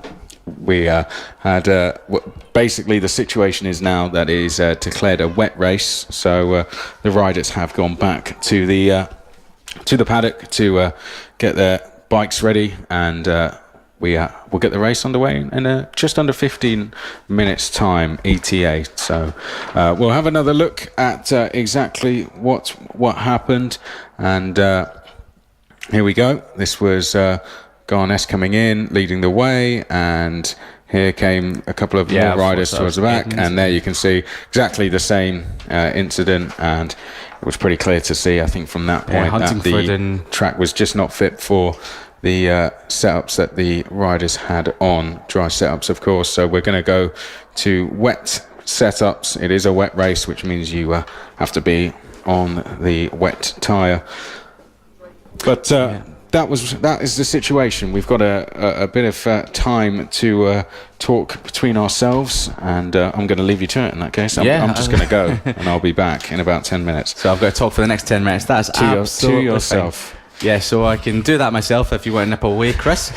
Please don't leave me. I won't do that. So we've got great racing action here at Clay Pigeons, a track that you've raced on, not in bikes but on go-karts. So it has been a big event for a lot of riders and of course racing drivers. So we found out the likes of Jenson Button, Formula 1 world champion, 2009 world champion, started his career at this very circuit. So I'm not sure what year that might have been, but back in the 80s, 90s, and of course went on to become the 2009 Formula 1 world champion. So it's a track that does produce a lot of talented drivers and of course in this case riders. Yeah, well, I think anyone, when you're racing in the top championships like FAB, you're going to it's going to be on the calendar and you're going to face it at some point. But of course, in the case of Jenson Button, he actually started here. But we'll have I think, while we've got some time on our hands, why don't we have a little talk of what we've seen today throughout the different classes, because we've seen some pretty exciting racing all round. I think we'll start off with sidecars, shall we? Yes, absolutely. There was a bit of an incident on lap number 1 when we had John Hosker and Paul Quilters Jr. coming together at the turn 3 chicane. But it was, once again, Mick Williams taking his 7th win of the season and chased hard by Paul Quilters. Jack Quilters, and Paul Quilters Jr. was the one that got tangled up there with John Hosker. So the sidecars giving us plenty of hard racing through the field. And as you can see there, John Hosker looking... Yeah, unfortunately, John Hosker and his partner couldn't get back in the race. But then after that we had race number 3 from the AC40 rookies, Chris, and once again it was Archie Gibbs who commanded that race. Yeah, they are not the AC40 rookies. That is that's Mick Williams, isn't it, giving John Hosker a bit of a push. But yeah, we've seen all the racing so far for AC40 rookies. We'll have a look at them in just a second. Good racing from AC40 rookies as well, particularly between some of the riders battling for the championship. Absolutely. Ollie Sims and Blake Wilson charged hard but couldn't quite make any movements on Archie Gibbs. So Archie Gibbs eventually won the race by 5 seconds ahead of the likes of Sims, Wilson, Fitchett and Holt. So that was running at top 5. And Gibbs was in a commanding position there. So we had the mini GP70s on after that, and it was Evan Belford who soaked up all of the pressure from the riders behind. I say soaked up the pressure. He got into the lead of the race and just shot off at the front to leave the rest to battle out. So as we can see, Bailey Stewart Campbell, James Cook, Eddie O'Shea, Ollie Walker giving us great racing action, not only today but throughout the entire race weekend. Some hard passes, some close racing, and of course some great results coming from some of the riders that hadn't been featuring at the top of the field so far this season. Yeah, what we saw in both races is obviously Belford getting away. Stuart Campbell fought very hard to get into second place and did very well to hold off the likes of Cook and O'Shea, as well as Walker as well, and it was some brilliant racing between the 4 of them. We saw a little bit earlier on. Eventually Cook was able to nip by and get into second place, but it was a little bit too late. Belford had a little bit too much of a lead for him to go and catch Belford down. Whether he'd done that anyway is questionable, because Belford was setting the fastest laps of the race, wasn't he? And Evan Belford, it was just the starts. Sometimes they say you can never win it at the start, but you can certainly put yourself in a very good position to do so, and that is what Evan Belford did. But I'd say we've got, as the season's going on, we've got even more people that are coming into this fight for race wins. I think that's what we're seeing, isn't it?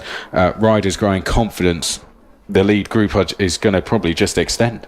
Absolutely. You saw the likes of Ollie Sims and Billy Stewart Campbell grow in stature over the previous couple of rounds. Yes. And of course it was the AC40 Pros just after that, and it was once again Mason Foster who took the race win, but he didn't have it all his own way, as you had Clayton Edmonds and Blake Wilson giving us a great battle throughout the entire field. So there was a 4-way scrap for the win, and Munson and Sparks were looking good.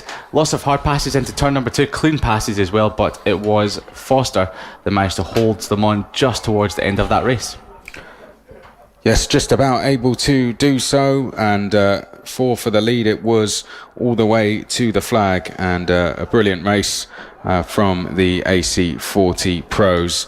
Very entertaining to watch, very close between the lead and we'll talk a little bit about Pit Bikes 140 and Moto Team next, shall we? Because that was arguably the most exciting race we've seen of the afternoon. It was definitely the most chaotic race of the whole weekend so far. There was lots of hard passes, clean passes for most of it, and there was a lot of back markers for the top guys to get round. So 30 bikes on track. Matthew Bolsover making some great moves. Of course, so was William Lathrop, Ben Bailey, Harvey Claridge, and you had Leo Corfield, who was yesterday's race winner, tagging on to the back as well. But unfortunately, it was a bit of an incident between Ben Bailey and Lathrop that brought out the red flag when Ben Bailey tagged the back of Lathrop, and Claridge had to run by him. So turn number 4 seems to be an incident corner, and fingers crossed that they were all okay as well. So it was a tough battle, great race to watch, terrifying to be part of, I can imagine. Yeah, thankfully both riders walked away from that incident we saw towards the end of the race. It was a real shame for the number 76 of Jamie King that Jamie King did actually have to exit the race early due to some sort of issue, but Bailey just attempted to make a move, whether it was trying to make a move or just defending, just seemed to get the braking a little bit wrong, and tagged the back of the leader. Lathrop was down on the floor, unfortunately, but that was the end of that. We're getting ready still for the Junior LC40 Elite race number 3, and hopefully we're going to see some very good racing. Oh, we've got in fact we are going to have to leave our reviews there because we have got bikes coming back out onto the track now. So we're going to be getting ready for the next race. This is live coverage then of Road to MotoGP, Cool Fab Racing British Mini Bikes Championship Round 3 at Clay Pigeon, after a bit of a delay due to changing conditions where we've gone from dry to wet. This is going to be a wet race for the Junior LC40 Elite race number 3. After a bit of a delay to get setups changed, we are now back on to the grid and getting ready to go racing. Whether you're listening to us or watching us on coolfabracing.com, on Facebook, Twitter, YouTube or Twitch, thanks for being with us. Or if you're even listening to us on motorsport.radio, all coverage is being brought to you this weekend by motorsport.media. We are making history by bringing live pictures to you of the Cool Fab Racing British Mini Bikes Championship. Yes, myself, absolutely. Chris McCarthy and Liam Hodgins, who was about to cut over me there, are bringing you the commentary this weekend. And now Liam Hodgins is going to talk us through the grid for the race. Yes, I thought you were about to stop there, but just before I do that, a quick shout out to Owen Mellor, who came up to the commentary box there. He just wants to thank his sponsors and thank everyone for great racing this weekend. So it's good to hear that from Owen Mellor. So the Junior LC40 Elites make their way round to the grid. It's Johnny Garness leading off Mason Foster, Emmanuel Brinton in 3rd, Ronnie Harris in 4th, Clayton Edmonds in 5th spot. It will be Cameron and Sewell in 6th spot ahead of Ethan Sparks, Josh Bannister in 8th, Samuel Munson 9th, Charlie Huntingford in 10th, Holly Harris will be starting 11th, Finn Winnerty will be in 12th spot ahead of Keaton Payne, Greg Marshall in 14th, and Warwick Brady will be starting in 15th spot. So Chris, the one thing I want to know, has anyone gone for slick tyres out there? So we could maybe see a change in some riders going for wets, maybe some for slicks. I believe it was declared a wet race, so they have to all go on the wets. If I hear anything else, I'll let you know, but that is certainly what the delay was intended for. Okay, Garness and Foster, your front row. We're off for Wayne Racing. Garness has got a good start. I had to pause before I said that there, because it looked as if for a moment that Foster was going to take the lead from Garness, but Garness holding on as they come through the chicane for the first time, leading Foster down towards the hairpin, but Foster is in a position where he could potentially challenge. Garness wise to it and takes a defensive line with Foster looking to the outside and Garness leading the way then. No dramas this time around, which is good to see. Garness leading the way through turn number 6. The top 7 riders in fact, all very close together. We've got a change for third place as well over at the last corner, so it's Garness leading Foster across the line. Foster trying to look down the inside going in towards turn number 2, and is there more changes going on down at turn number 2 there, Liam? Ronnie Harris up the inside of Mason Foster. It looks like Johnny Garness, who is the leader, he'll be the first person to come up to these conditions, is taking it a little bit tentatively. Looks like Mason Foster's returning the compliment from Harris. Not quite. He holds station through turn number 4. Johnny Garness leads the way. Ronnie Harris looking up the inside into turn 5. Will he do it? Not quite.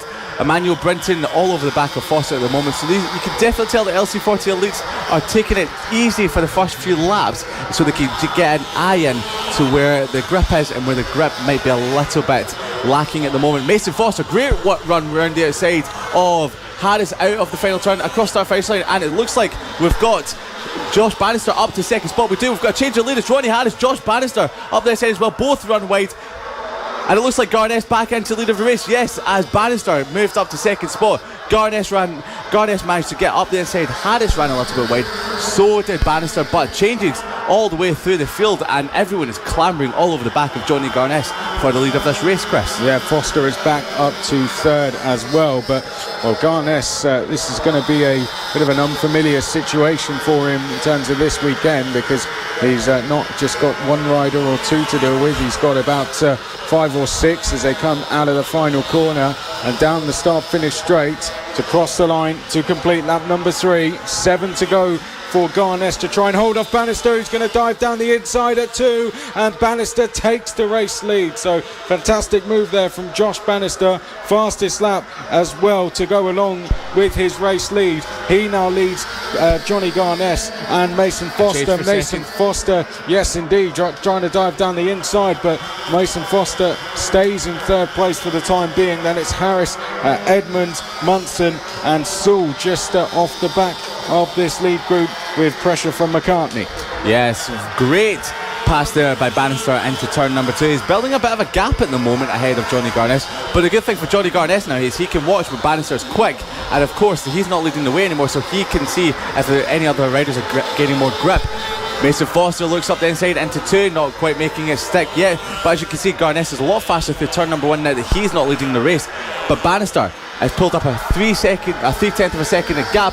Mason Foster, great run out of turn number 3, late on the brakes, round it up to the inside. Johnny Garness still round the outside into turn number 4. Can Mason Foster make it late on the brakes, round the outside into 5? Not quite.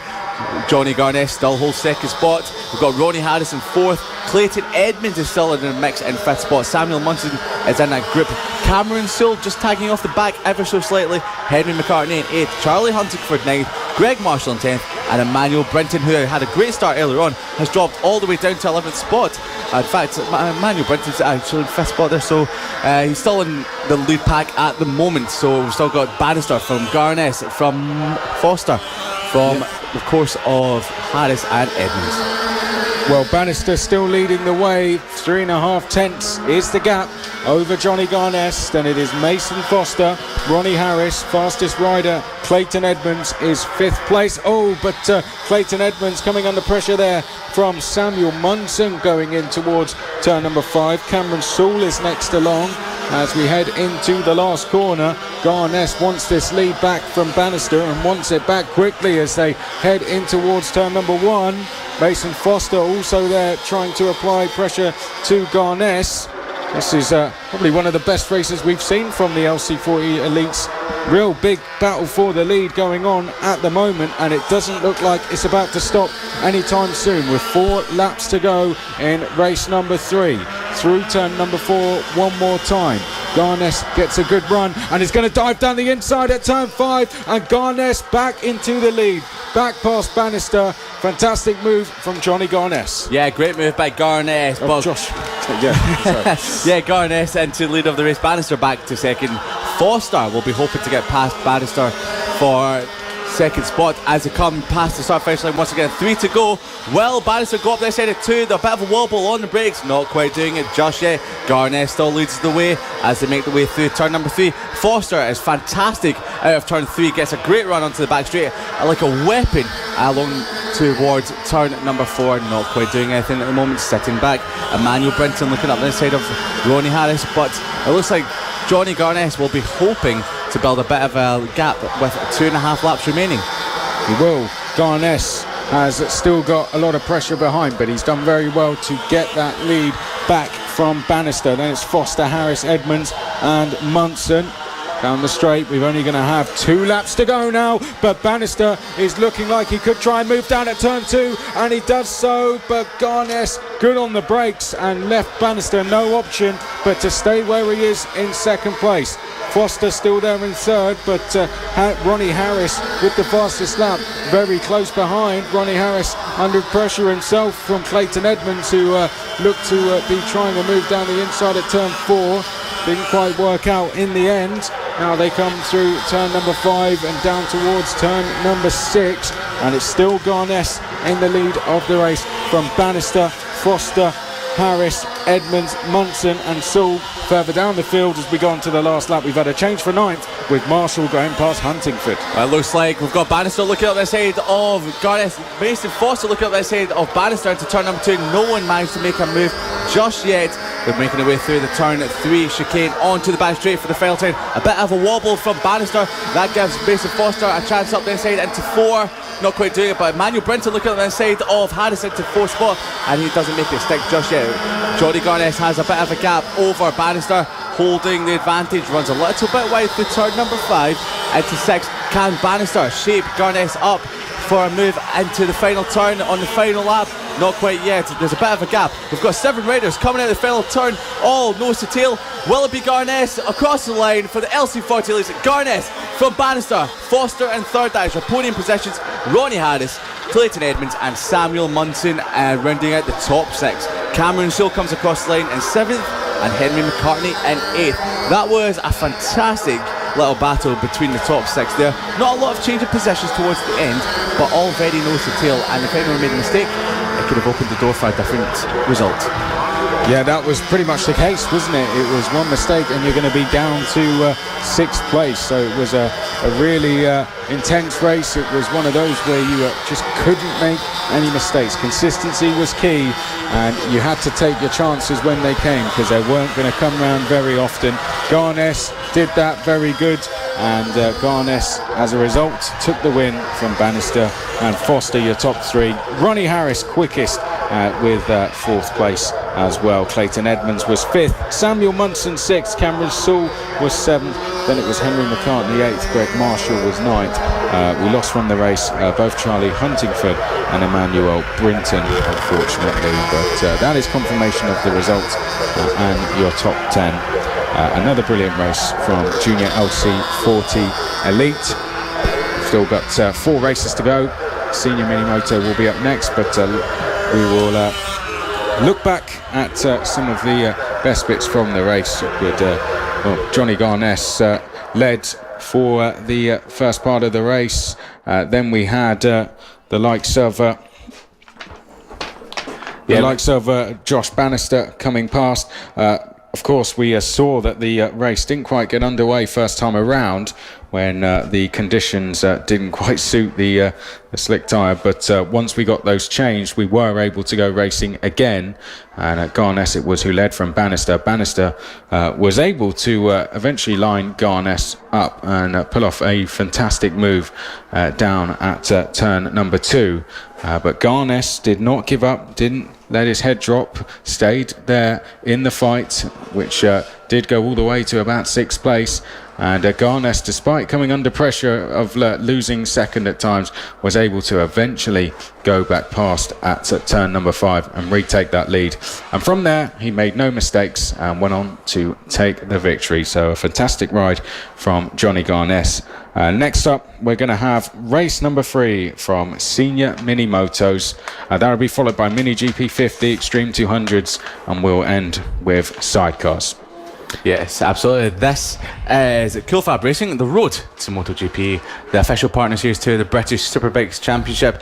Thank you very much for your comments today. If you want to get in touch, Cool FAB-Racing on Facebook and Motorsport Radio. You can also find us on Twitter at Cool FAB-Racing and at M Sport Radio. So as the senior mini motos make their way around for the warm-up lap, this will be the final mini moto race of the day, but not the final race of the day. I'm going to hand you over to Chris, who's got the grid.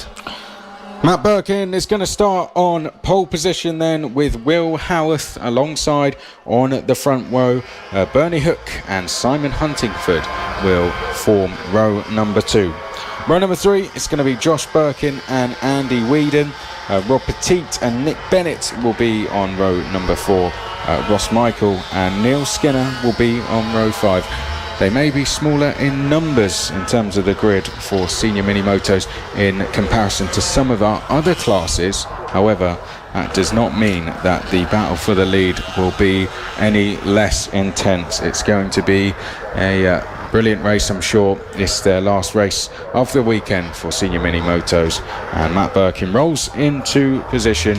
He will start from pole position.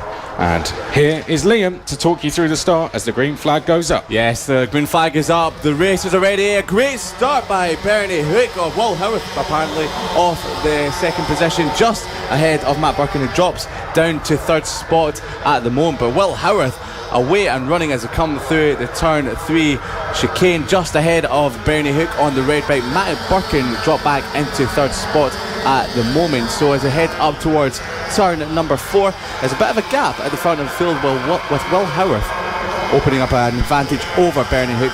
Matt Birkin never starts the races off strongly, but towards the end of the race can come back at the leaders and can make a move, so you can never count out our championship leader Matt Birkin for a win. Simon Huntingford in 4th, Nick Bennett in 5th, Ross Michael in 6th and Neil Skinner in 7th. So it's a very depleted grid at the moment as they come across the line to start. Lap number 2 is Howarth from Hook, from Birkin, from Simon Huntingford, from Nick Bennett, from Ross Michael and Neil Skinner, rounding out the 7 riders at the moment. Approaching turn number 4 down the back straight, there's a bit of a gap, so there won't be any passing along the back straight at the moment, but there might be a change for 5th spot as we have Nick Bennett losing 5th spot to Neil Skinner, not quite just doing it yet, so Nick Bennett still holding on to 5th spot, Chris. Yeah, well, I think you're right about Matt Birkin, isn't it? It's not the first time we've seen this happen this weekend, but often he can come strong, as you said, towards the end of the races. But for now, it's Bernie Hook in 2nd place that looks to be applying all the pressure to Will Howarth as they come round turn 1 in towards 2.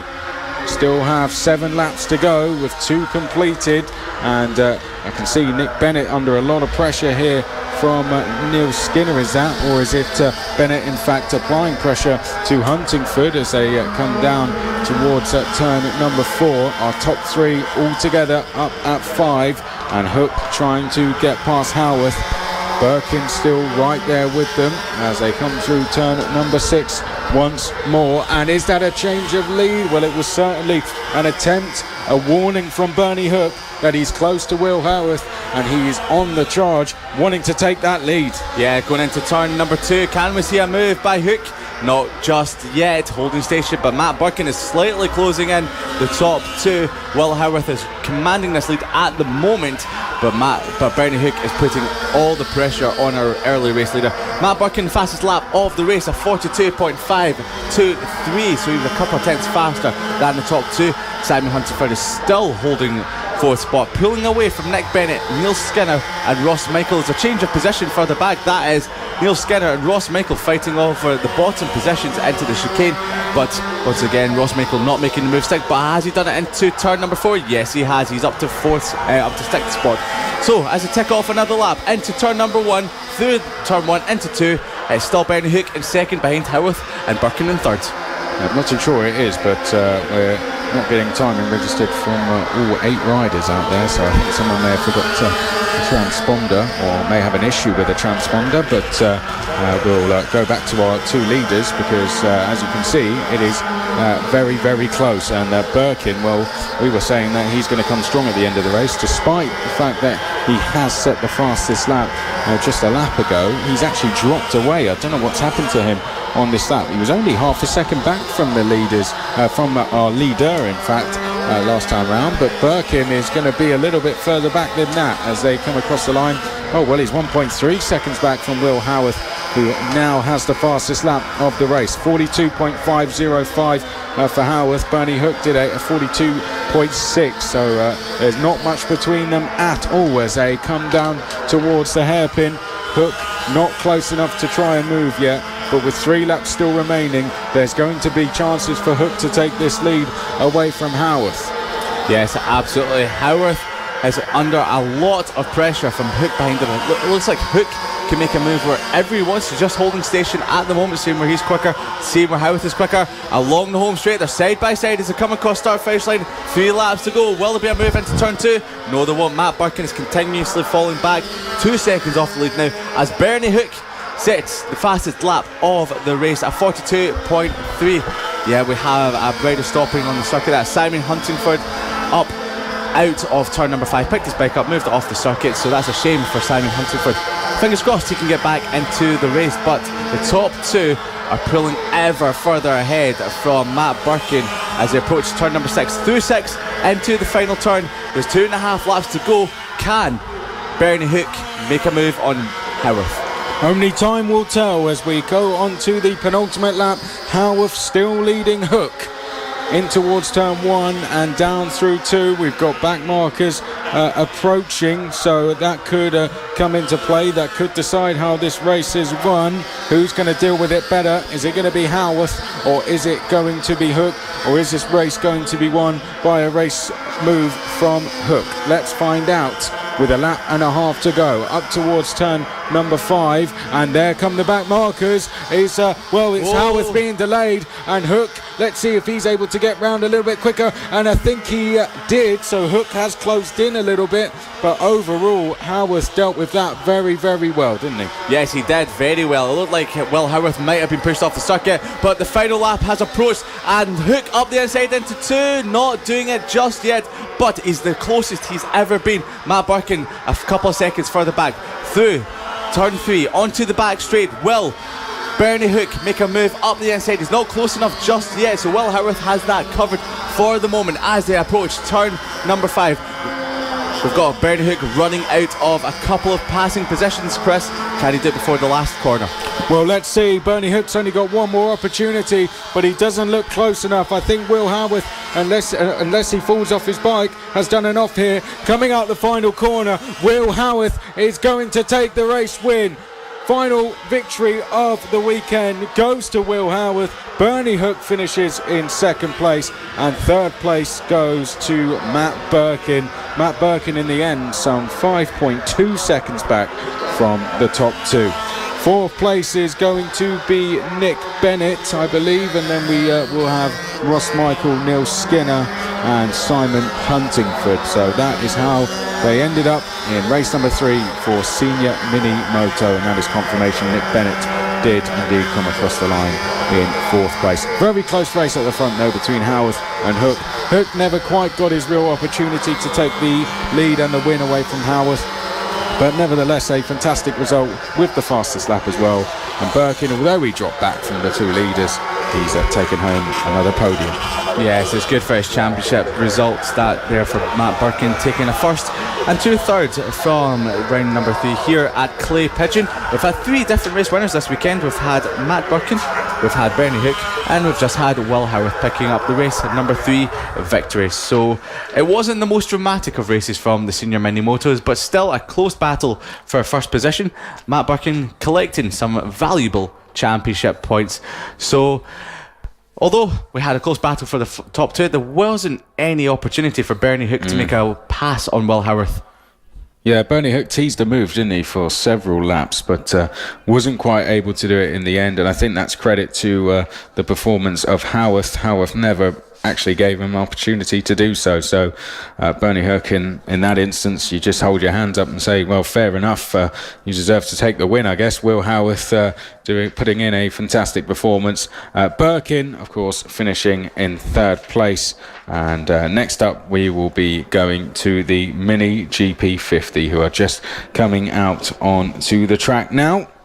And as they go into position, I'll hand over to Liam to start talking us through the grid. Yes, so we've been delighted to have some great action from the Mini GP50s this weekend. Unfortunately, race number 2 was red flagged a little early, but race number 1 yesterday gave us incredible race action, so we could be seeing more of the same.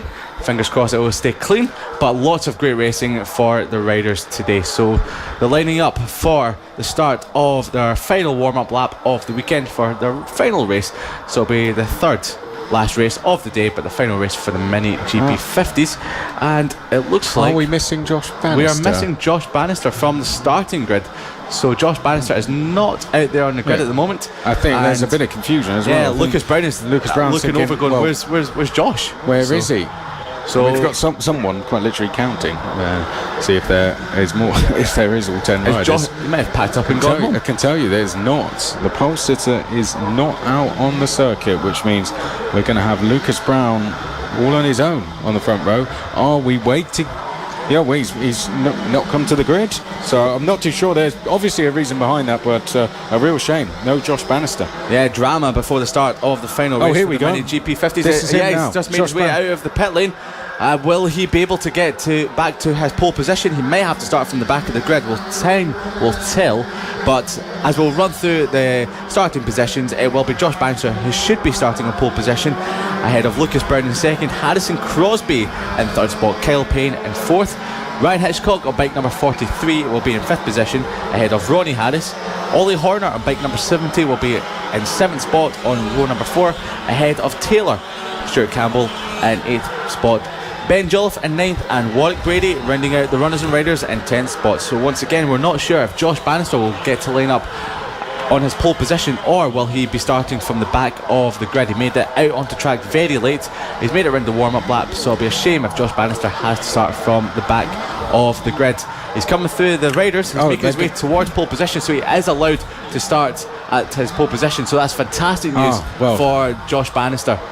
Well, that's good. Someone just making sure that his crash helmet is done up properly, because I think there had been a bit of a notice that wasn't quite done up. But there we go. Bannister is on pole position where he should be. Brown is alongside. Green flag is up. Let's do it for the last time in Mini GP50 as they go around turn 1. Brown is into the race lead, but not for long. Bannister is going to reclaim that. Is he? No. Brown brave around the outside and is into the race lead. So Lucas Brown leads us through the chicane for the first time. Bannister in second place. So it looks like Harrison Crosby is in third, and then Carl Payne in fourth. Carl Payne almost trying to move on Crosby there, had to back out of it in the end, so sensibly backed out of it, I think, Carl Payne, as they come round turn 5 now into 6. It looks like Lucas Brown has got a healthy advantage for a first lap in Mini GP50 as they come down towards the start-finish line to complete the first lap.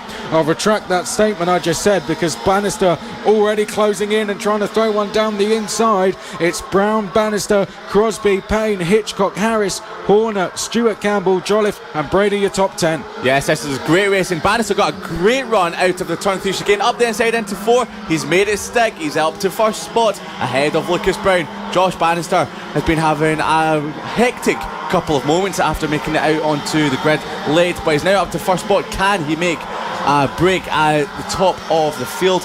Harrison Crosby's all over the back of Lucas Brown into the final turn. He's not made a move stick just yet as they come across the start finish line to start lap number 3. Harrison Crosby round the outside of Lucas Brown at turn number 1. Will he make a stick into 2? Yes, he has done, up the inside of Lucas Brown into 2 as he sees Josh Bannister build up a slight gap. He doesn't want to let that happen because he'll want to chase after Bannister onto the curb. A slow exit from turn number 3 for Crosby that could give Lucas Brown a chance round the inside. Not quite, but once again Payne and Hitchcock are getting backed up a little bit. Hitchcock can move up the inside into 5. What a move from Hitchcock up the inside of Payne into number 5. He's into 4th spot on the back of Lucas Brown.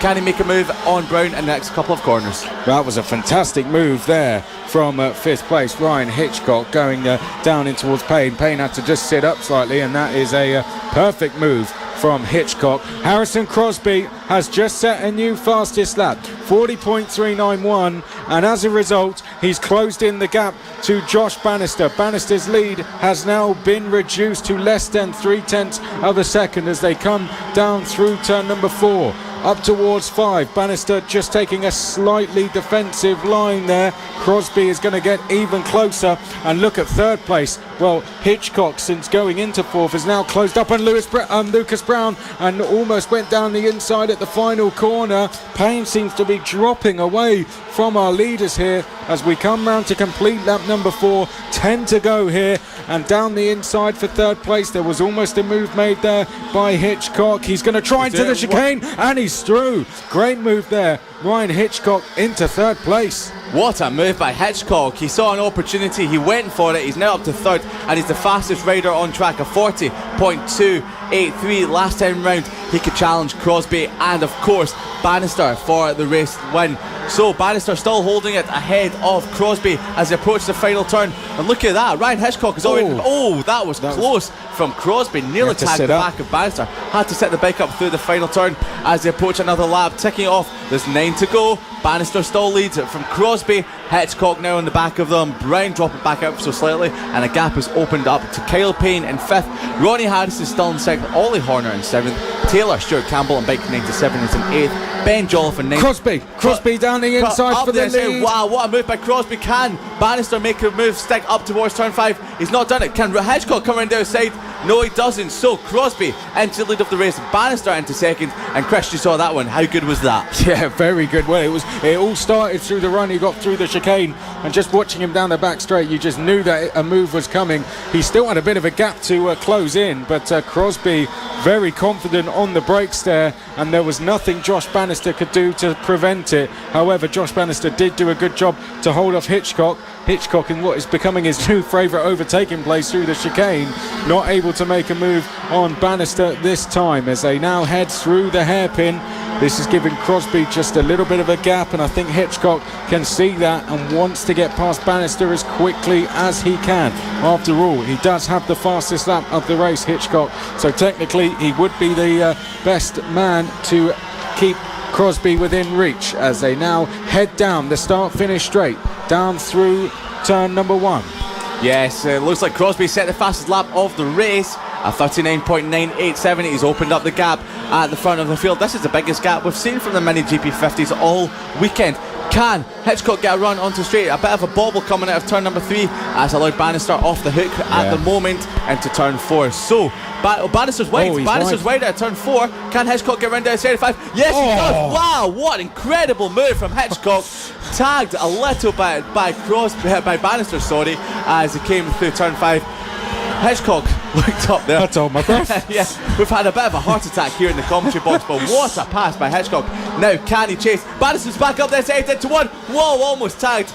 Hitchcock back up this side into 2. This is great racing between 2nd and 3rd place there. Please don't take each other off the track, guys. We want to see clean racing, but both of you staying on track. Well, they're pushing it to the limit, aren't they? They're making moves without contact, which a little bit more, and they would have both been down. But fantastic riding from both Ryan Hitchcock and Josh Bannister. It is Hitchcock who is in 2nd. Bannister is in 3rd. Crosby has a lead of what is going to be over a second. It could be about 1.5. We'll get the gap for you when they cross the line, but the top 4 are now all pretty much spread out. Here we go. Harrison Crosby completes lap number 9. His lead is 1 second. Okay, it's a little bit less than I thought. Hitchcock is there in 2nd place. He has a half a second gap over Bannister, and then Brown is about a second back from Bannister. The rest of the order: Payne, Harris, Horner, Stuart Campbell, Jolliffe and Brady. We're going to have 4 to go when they cross the line next time. Can Harrison Crosby be caught by Ryan Hitchcock? Can he? He is getting caught by Hitchcock at the moment. That looks to be a half a second advantage. Harrison Crosby is going to be having Hitchcock all over the back of him in any moment now as they come across the line to start. Last couple of laps, 4 to go now, and we've got a new fastest lap of the race, a 39.872 by Ryan Hitchcock. He has closed the gap down to 7/10 of a second. He is a man on a mission as they enter the back straight down towards turn at number 4. Hitchcock is great on the brakes. Have dropped Josh Bannister at the moment, and Lucas Brown still in 4th, but Kyle Payne still in 5th. Great ride from the top 5 at the moment, but Harrison Crosby is going to be having Hitchcock all over his back wheel through turn number 6 into turn 7. You can visually see the gap closing down. It's about 3/4 of a second now, Chris, as they come across start-finish line. Yeah, this is textbook riding from Ryan Hitchcock here. Let's get the gap update for you. It was 7/10. It's now half a second. 3 laps to go, and the gap is getting closer and closer between Harrison Crosby and Ryan Hitchcock. Are we in for a last lap showdown here? What about Josh Bannister and Lucas Brown? The gap between those two pretty stable at the moment, but it is 8/10 at a second. It is hovering at around 7 to 8/10. But back to our 2 leaders, because we don't need to bring you a gap. Hitchcock is now right on the rear wheel of Harrison Crosby as they come through the final corner. There's going to be 2 to go when they cross the line. Who is going to take the win out of these 2, if any? Let's hope we have a nice and clean end to the race. Crosby, can he hold off Hitchcock? It's going to be tough for Crosby. There's a back marker in the way. No. Held him off through chicane. Hitchcock's got to run round the outside. Can he do it? Oh, he held. Crossed over there by Crosby. Crosby's past the back marker. Hitchcock is now past the back marker. Into turn 4 they go. Now, can Ryan Hitchcock go round the outside of Crosby into turn 5? No, he can't. He tried it on Brown a couple of times. He tried it on Bannister a couple of laps ago. Now there's just over a lap remaining, Chris. This is everyone's race to win here. Here we go then, 1 lap to go as they come out of the final corner. Crosby versus Hitchcock. Who's your money on as they go into turn 1 for the final time? Hitchcock not close enough to try and move there, but if Crosby makes a slight mistake, then Hitchcock will pounce. How about down towards turn number 4? Both getting a good run as we now head down towards the hairpin for the final time, and Hitchcock has not been able to get a chance to make a move. What about into 5? He's going to look to the inside, and he's through. Hitchcock on the final lap is past Harrison Crosby. Has he got this in the bag? 1 corner to go. Wow, what a move by Hitchcock up the side of Crosby into 5. Can Crosby make a move out of the final turn? He has got a run out of the final turn alongside Hitchcock. Hitchcock looks over as Hitchcock taking the win ahead of Crosby. Bannister just holds on to 3rd ahead of Lucas Brown and Kyle Payne. Well done to Ryan Hitchcock. What a move up the inside. Harrison Crosby didn't even know it was coming, so he had to set up. Look at Ryan Hitchcock. I haven't seen a rider that happy about taking a win all weekend. And I've got to say, it has brought a bit of a smile to my face, because that was just a fantastic ride. He was setting it up the whole race, and Ryan Hitchcock knew he had just 1 chance to take it, and he executed that move absolutely perfectly. There was a lot of people applauding Ryan Hitchcock as he came across the line. Fantastic race between himself and Harrison Crosby, and Josh Bannister finishing in 3rd place. The rest of the order then, we had Lucas Brown, Carl Payne, Ronnie Harris, Ollie Horner, Taylor Stewart Campbell, Ben Jolliffe and Warwick Brady. Wow, what an incredible ride by Ryan Hitchcock there. He caught Harrison Crosby off guard as he went into turn number 5. He didn't expect it. We didn't expect it. I don't even think the fans around the circuit expected it, but he managed to make the move stick, and what made it even more impressive is he didn't run wide coming through the double apex right left-hander through turn number 5. So Josh Bannister picks up a 3rd spot. Great ride by Josh Bannister after he nearly never made the start of the race. Lucas Brown was in 4th spot ahead of Kyle Payne. We had Ronnie Harris in 6th ahead of Horner. Stuart Campbell in 8th, Jolliffe in 9th, and Warwick Brady riding out the runners and riders. So Hitchcock, well, was your last race winner, taking any chance of Crosby winning a hat-trick of races throughout the entire weekend. So this is Cool Fab Racing, the road to MotoGP, official partner series of the BSB. Thank you very much for tuning in to this afternoon's action, and we've got a couple more races to bring you, and before that we're going to be doing the Extreme 200 race number 3. So this has been giving us some great racing so far.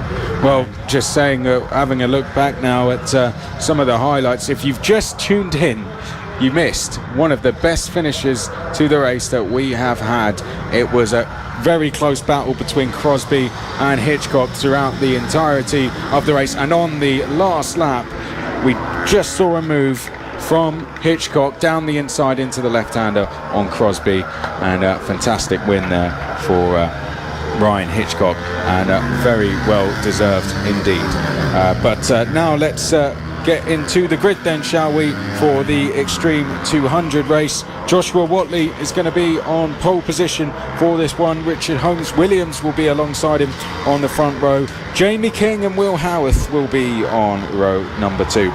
Cam Harris and Harvey Claridge will be row 3, then it will be Brandon Perrell and William Lathorpe, and then we go to row number 5 where we find Taylor Lawrence and Ian Jackson. Yes, it's going to be a close race here with Josh Watley and Richard Holmes-Williams. Fingers crossed Holmes-Williams can stay on the bike this time and give Josh Watley a run for his money throughout the entire race, unlike race number 2. We want more of how race number 1 was, which was yesterday. So Richard Holmes-Williams can upset Josh Watley. So actually looking out towards the grid, Josh Watley isn't actually on the grid. We're missing a couple of riders. I think William Lathrope is another one as well. Yeah, so we're missing a couple of riders from the race at the moment.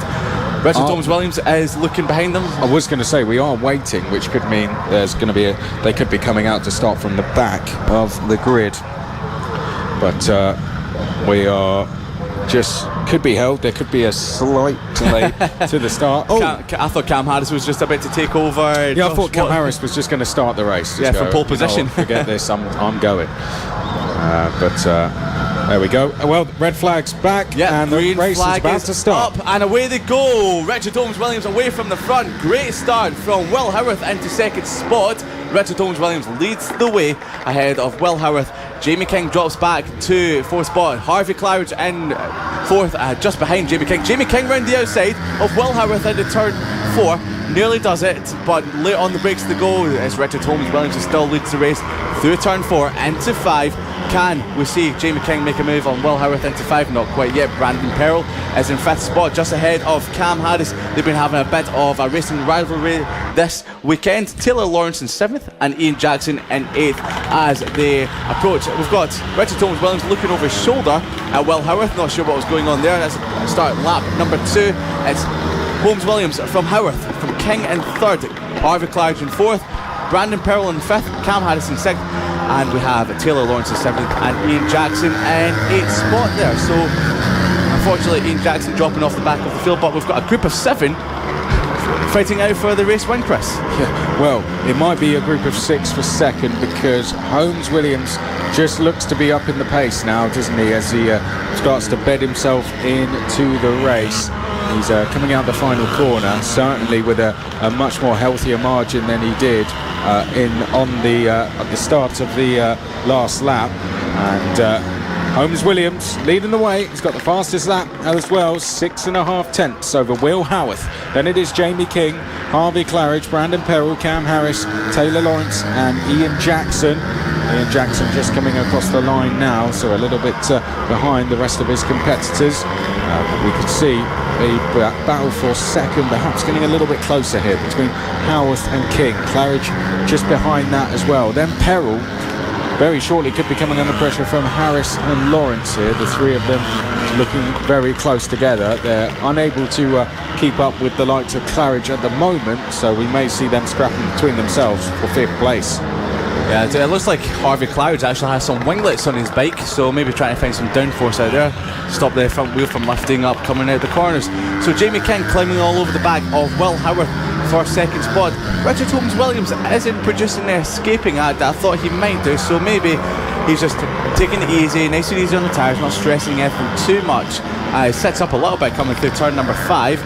It looks like he's looking over his shoulder, not quite. So the top 2 have definitely closed together a little bit, with Jamie King in 3rd, coming out the final corner. Richard Holmes-Williams sets up, looks behind him ever so slightly. We have a great battle going on between Perrell, Cam Harris and Taylor Lawrence at the moment.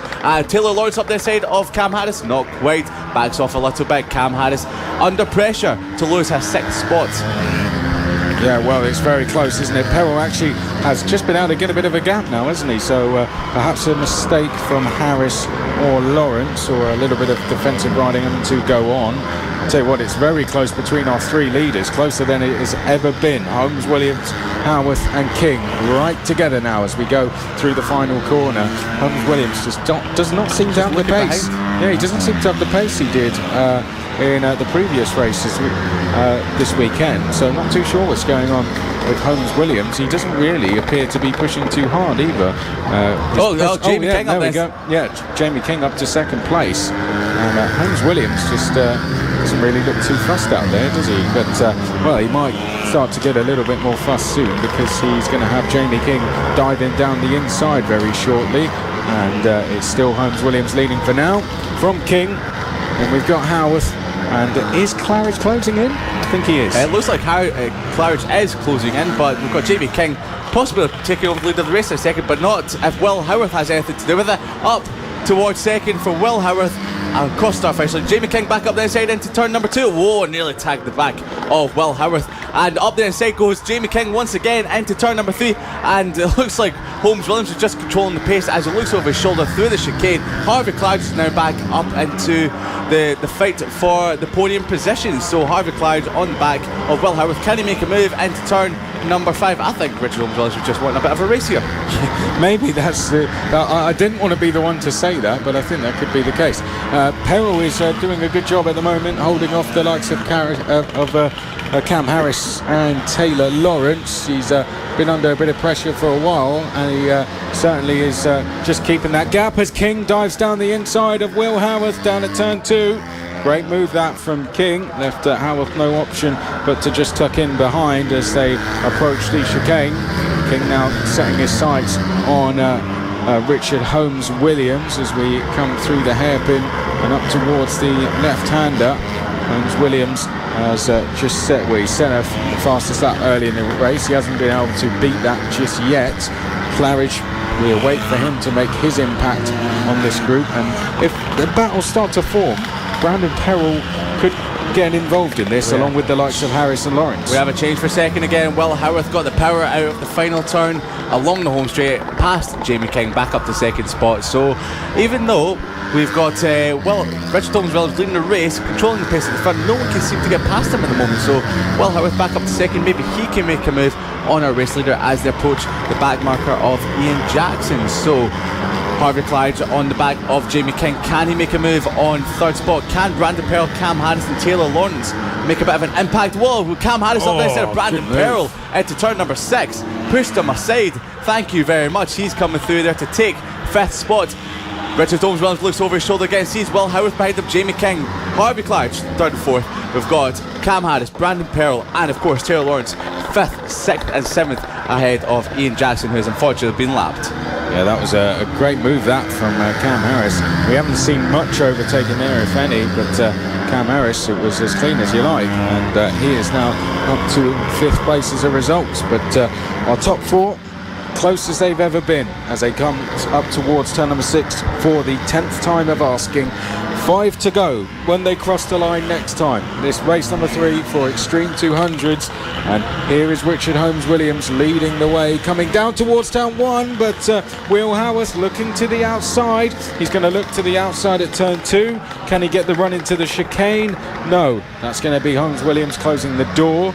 Jamie King is still there, and as is Harvey Claridge, but Claridge hasn't really been able to make a move in this group just yet. Just saying that, I nearly made a move for Jamie King up towards turn number 4. Just backed off as Jamie King went off the brakes and went round the outside of the youngsters. So Richard Holmes Williams still leads the race, sets up, coming out of turn number 5. Can Will Howarth get a run towards the final turn? Up the inside, not quite. Late on the brakes goes Holmes Williams, coming through the final turn, looks over his shoulder once again. Can Will Howarth get the run out of the corner? He's great out of the final turn. Here comes Cam Harris right outside of Harvey Clyde. Where did he come from? Wow, what an incredible drive out of turn number 7 along the home straight, and he's now up to 4th spot. Maybe he can upset the order at the top 3 and make a move, but Harvey Clyde hasn't done yet. He's going to be late on the brakes into turn 4. Will Howarth up the inside of Richard Holmes Williams into 5. Not quite yet. Well, this is it. 7 for the lead then. And Cam Harris, I'd say, is the one to watch at this stage in the race. Let's see if he can line up a move on King as they come round now, turn 6, in towards turn number 7. There will be just 3 laps to go when we cross the line next time. And Holmes Williams is still leading the way for now, but there goes Harris. Same move he did on Claridge, and Harris is up to 3rd place past Jamie King, who runs just a little bit deep on the brakes in towards turn number 2, where Harris has got 3 laps, 2 riders ahead of him. He's got enough time to do this. Yeah, look, Brandon Pearl's up there instead of Claridge. Claridge is up there instead of King. Whoa! Brandon Pearl nearly tagged the back of Jamie King there for a second. Had to set up. He's lost a place to Lawrence now. And do we have a change of lead? Do we? Into turn number 6. No. Howarth nearly looking up the inside there. Holmes Williams just cutting him off. There's 2 and a bit laps remaining of this race. Can Cam Harris get the run out of the final turn like he has done the last couple of laps? Not this time. Will Howarth still in second behind Holmes Williams. Cam Harris 3rd. Claridge 4th. King 5th. We've got Lawrence in 6th. And Brandon Pearl at the back of the group in 7th. Through the chicane we go for the 14th time now, and Harris, who was right on the back of the top 2 at one stage, he's just fallen away ever so slightly, and King comes under pressure there from Lawrence. Lawrence has to back out of it in the end, but we're going to have just 1 lap to go next time around. Holmes Williams still leading, but Howarth now, his patience starting to run out, and he wants to get into that lead. He's only going to have 1 more lap to try and do so as they head down the start-finish straight for the final time. This could be anyone's race to win. Can Howarth make a move on Holmes Williams? Can Cam Harris surprise them both and make a dive for victory? Cam Harris has dropped back a little bit. This is the final lap of the race. Harvey Claridge gets a great run onto the back straight. Can he make a late move up the inside? Not quite yet. Richard Holmes Williams still controls the lead of the race. Lawrence nearly makes a move up the inside of Jamie King into turn number 4. We've got a couple of corners remaining. Will Howarth can get a good run at this corner up the inside of 6. Not quite. We've got Holmes Williams cutting them off. Final turn on the way. Howarth looks up the inside. Doesn't quite do it yet. Coming through at the final turn. Richard Holmes Williams powers out. Turn number 7. Will Howarth beat him to the line? No, he doesn't. It's Richard Holmes Williams, Will Howarth, Cam Harris in 3rd, Harvey Claridge in 4th, Jamie King 5th, Taylor Lawrence in 6th, Brandon Pearl in 7th, and Ian Jackson will round out the runners and riders in 8th spots. So even though we thought there might be a ton of passes throughout the order there was actually none in the final lap. Yeah, well, we spoke too soon, I guess. Well, fantastic ride from Holmes Williams. Takes the win by just over a tenth by Will Howarth. Cam Harris, a fantastic ride actually to get up to 3rd place. Well done to him. Harvey Claridge was 4th, Jamie King was 5th, Taylor Lawrence was 6th, Brandon Perrill was 7th, but we had just 1.5 seconds between that top 6. Perrill, despite being 7th, was within 3 seconds of a race win, and Ian Jackson rounded out the field. I guess it'd be a good time to take a look back at some of the highlights from that race, because there was plenty of them. I think Harris in particular was very impressive as he made his way through the field towards the latter stages. I think if he'd done that if he'd been able to do that a bit earlier, he certainly would have been able to challenge for the lead, but perhaps it was just a little bit too late. Absolutely, he definitely surprised Harvey Claridge and Jamie King as he made a pass around their side into turn number 1. As you said, if he made the move a little bit earlier, he might have had a chance of challenging Howarth and, of course, Richard Holmes Williams for 1st and 2nd.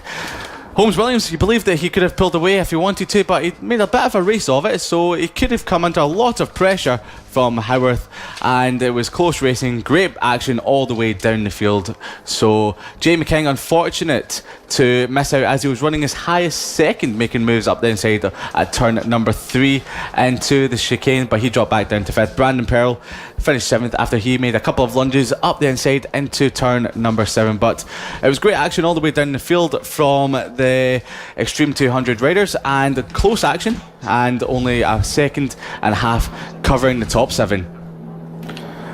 Well, brilliant race, wasn't it? We've got our final race of the weekend, unfortunately, coming up next. That will be the Mini F1 sidecars, who are just setting off now, and they will go on their green flag lap. Yeah, so the running order for The final race of the day here at Clay Pigeon sees Mick Williams start from pole position on sidecar number 26, ahead of Jack Walters, who picked up second place earlier on today. Mick Lee was off the podium for the first time this season in fourth spot from race at number 2. He'll be starting in third spot. Mark Parker picked up a double third place so far this weekend, and he'll be starting for fourth place. Paul Walters Jr. in fifth spot, ahead of John Hosker in sixth, and Greg Pym making his championship debut this weekend for the 2019 season. He'll be on sidecar number 46. He'll be starting from seventh spot. So as the sidecars make their way around to the grid after the warm-up lap, and this is going to be the final race of the day, so we'll see some great racing action from these mini sidecar racers. This is live coverage of Road to MotoGP. It's the FAB-Racing British Mini Bikes Championship, round number 3 from Clay Pigeon. Thank you for tuning in. Coverage being brought to you by Motorsport Media. This is the official partner series to the British Superbikes Championship. Wherever you've been watching today, whether it's been on the FAB-Racing website, on Facebook, Twitter, YouTube, Twitch, or if you've been listening to us on motorsport.radio, thank you very much for your company. It is very much appreciated, and I hope you've enjoyed the action. They treated you to some good racing, haven't they? We're going to do it one more time, though. Off we go for another race. This is our final one of the weekend, and the sidecars, well, they're getting a little bit argy-bargy going through turn number 1 there. Almost an incident as we came through turn number 2. We certainly had one in race 2. Let's hope there's none in this one. In fact, it's a nice and clean start as they now head down towards turn number 4 for the first time. Yeah, so it's Paul Walters Jr. who got a great start from 5th position on the grid. He's second in the race at the moment, just behind Mick Williams.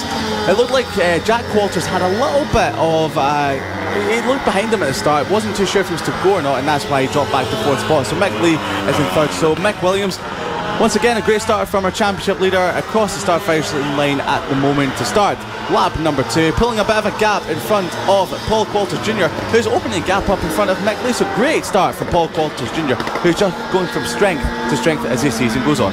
Yeah, Paul Walters Jr. doing very well in the early stages of this race. It doesn't look like anyone's going to be able to keep up with Mick Williams. Once again, he's already about over a second clear from the rest of the field. But how about this battle for second place? Paul Walters Jr., Mick Lee and Jack Walters all in a line, and just behind that we have Mark Parker as well, who dropped to 5th place on that opening lap. John Hosker got round safely this time.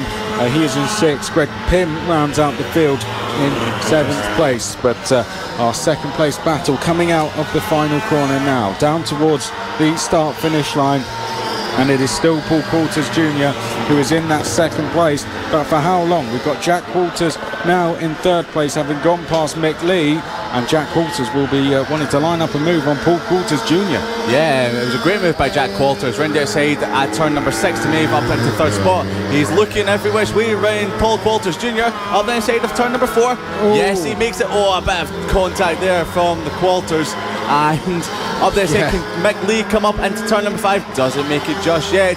Paul Walters Jr. is doing a great job of holding off Jack Walters for 2nd spot at the moment, but you just feel like it's a matter of time before Jack Walters finds a way around Paul Walters Jr. as Mick Lee looks up the inside of Jack Walters into turn number 7, not making it stick just at the moment as we click off another lap down towards turn number 1 into 2. Now comes a bit of movement now going on from Paul Walters Jr. Runs a little bit wide. Jack Walters up the inside into turn number 3, and he makes a move stick. Can Mick Lee make the move as well?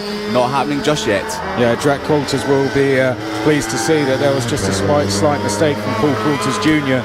because it was quite apparent that making a move on Walters Jr. was going to be pretty tough. But Jack Walters it is now who is in 2nd place. Paul Walters Jr. in 3rd.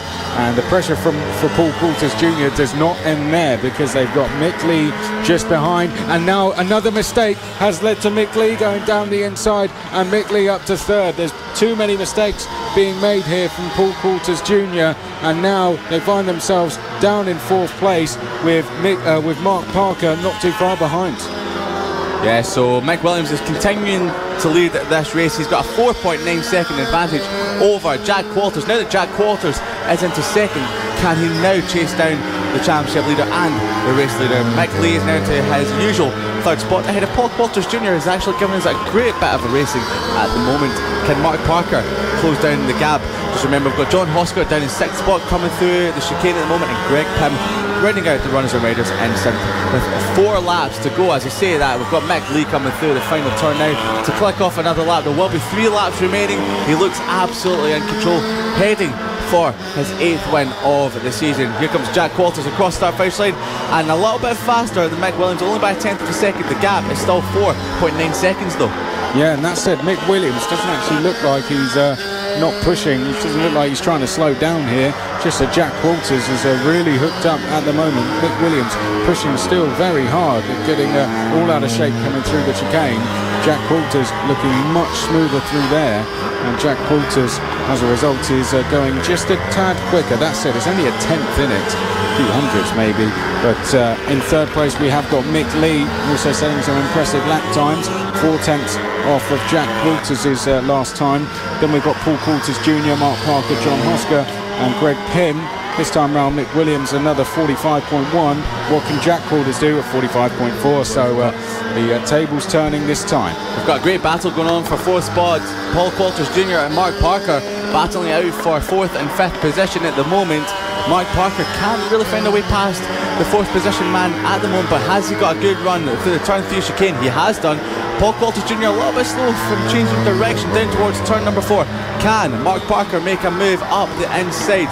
He can't do it just yet. Round the outside maybe, not happening at the moment. Paul Qualters Jr. knows exactly where to position that sidecar perfectly. Round the outside, Mark Parker through turn number 5. He's just shaping up a move potentially for the last couple of corners as our race leaders start the final lap of the race. It's Mick Williams with a huge advantage over Jack Qualters, 4.8 seconds, with Mick Lee a couple of seconds further back. So our race leader Mick Williams comes down towards the turn number 4 hairpin, and it could be another race win for our championship leader. There's still this close battle going on though between Paul Qualters Jr. and Mark Parker, but our leader already coming through turn number 5 for the final time. Well, Mick Williams, it's the same old story, isn't it? Another dominant weekend, another track, another win. Mick Williams has just been on absolute fire this season. He's been almost impossible to beat, and Mick Williams adds another win to the tally. Fantastic driving from Mick Williams. He takes the win on the number 26 sidecar. Coming across the line next then, Jack Qualters. A brilliant ride from Jack Qualters. Mick Lee, another good ride from Mick as well. 3rd place for him. Paul Qualters Jr. will be slightly disappointed with 4th, I'm sure. Mark Parker finishes in 5th place, and then in 6th place it'll be John Hosker with Greg Pym in 2nd. Well, fantastic performance. It's been like that all season, and I don't see it changing. Mick Williams, fastest lap and a win by over 6 seconds. Yeah, 8th win of the season for the dominant Mick Williams. The only one he didn't win was race number 1 at Clandar, which was round 1 at the start of March. So Mick Williams is on great form at the moment, and it's hard to see if anyone could beat him. Jack Qualters does come very close on many occasions, but just can't seem to overtake the experience that Mick Williams has. So dominating the sidecar championship for the moment as he waves to the crowd, gives the thumbs up to everyone, and another great ride by Mick Williams. So we can leave round number 3 here at Clay Pigeon a very, very happy man along with his passenger. So Jack Qualters managed to make his way back up to 2nd spot after a bit of a slow start, dropped back down to 5th, up to 2nd spot. Mick Lee 3rd spot once again, but Paul Qualters Jr. held 2nd position for quite a while and just dropped back to 4th position there. So another great weekend by Paul Qualters Jr. So as you can see, the start was a little bit messy. Paul Qualters Jr. went from 5th up to 2nd spot. A bit of contact between Paul Qualters Jr. and of course the likes of Mick Lee, number 44. So it was great racing between all riders through the mini F1 sidecar championship for the FAB-Racing. And if it wasn't for Paul Qualters Jr., we wouldn't have such a logjam behind him for as many laps as we did, but producing fantastic racing. As you can see, a lot of squirrely moments from Paul Qualters Jr. with Mick Lee barges way up the inside into the final hairpin. Yeah, there was a lot of that, wasn't there, from Paul Coulters Jr. Just a few moments, and that's all it took, really. 2-3 moments in the race, and unfortunately, that was why he dropped to 4th place. But Jack Walters, the complete opposite, very good ride from Jack Walters. Mick Lee, likewise. Mick Williams, even better. Fastest lap, 44.7, won the race by over 6 seconds. It was good to have Greg Pym with us this weekend. We hope he's back for more races this season. But well, that is it. All races have now been complete, and it is time that we say a big thank you first of all to everyone that has tuned in. It's been fantastic to be here to bring you the live pictures. Myself, Chris McCarthy and Liam Hodgins have really enjoyed it. Big thanks to the medical crew who are just heading off now. We needed them unfortunately on a couple of occasions, but overall no major incidents, and no one leaving in the ambulance. We had everyone nice and safely back to their families. Fantastic racing as well. Thank you to the marshals for making sure that we got all the races underway quickly and all the races were done safely. A big thanks to the whole team here at Cool Fab for providing, again, another fantastic round of the championship. And we've got to say thanks to our crew as well at Motorsport Media, our 3 cameramen, Jake and Dan, and also Lester as well, who was in the studio making sure everything was ticking properly. Thanks to Roger Keys and Valerie Keys as well. Down in race control, and thanks to the chef as well, the most important, for providing us with some very nice food. I've got to say, it's been very, very nice. It's the standards here at Clay Pigeon are very good. I do recommend coming to check it out if you haven't done already. It's a fantastic facility. As you can see, the facility really has been really improved over the years, and it's got to be one of the best in the country now in terms of circuits. Absolutely, and if you were wondering where our live streams went today, we're having some 4G issues, but we will be uploading them to the website, so you can check it out at Cool Fab Racing on Facebook, Motorsport Radio as well, also on Twitter at Cool Fab Racing and at M-Sport Radio. Motorsport.radio is our web address, and of course coolfabracing.com, so you can find all the racing action from Clay Pigeon here. Round number 3. We will be back next month for round number 4. Thank you very much, and we'll see you then. Yep, Tattershall next. Thank you very much. 21st, 22nd and 23rd of June. Hope to see you there. Myself, Chris McCarthy and Liam Hodgins, thank you very much. See you later.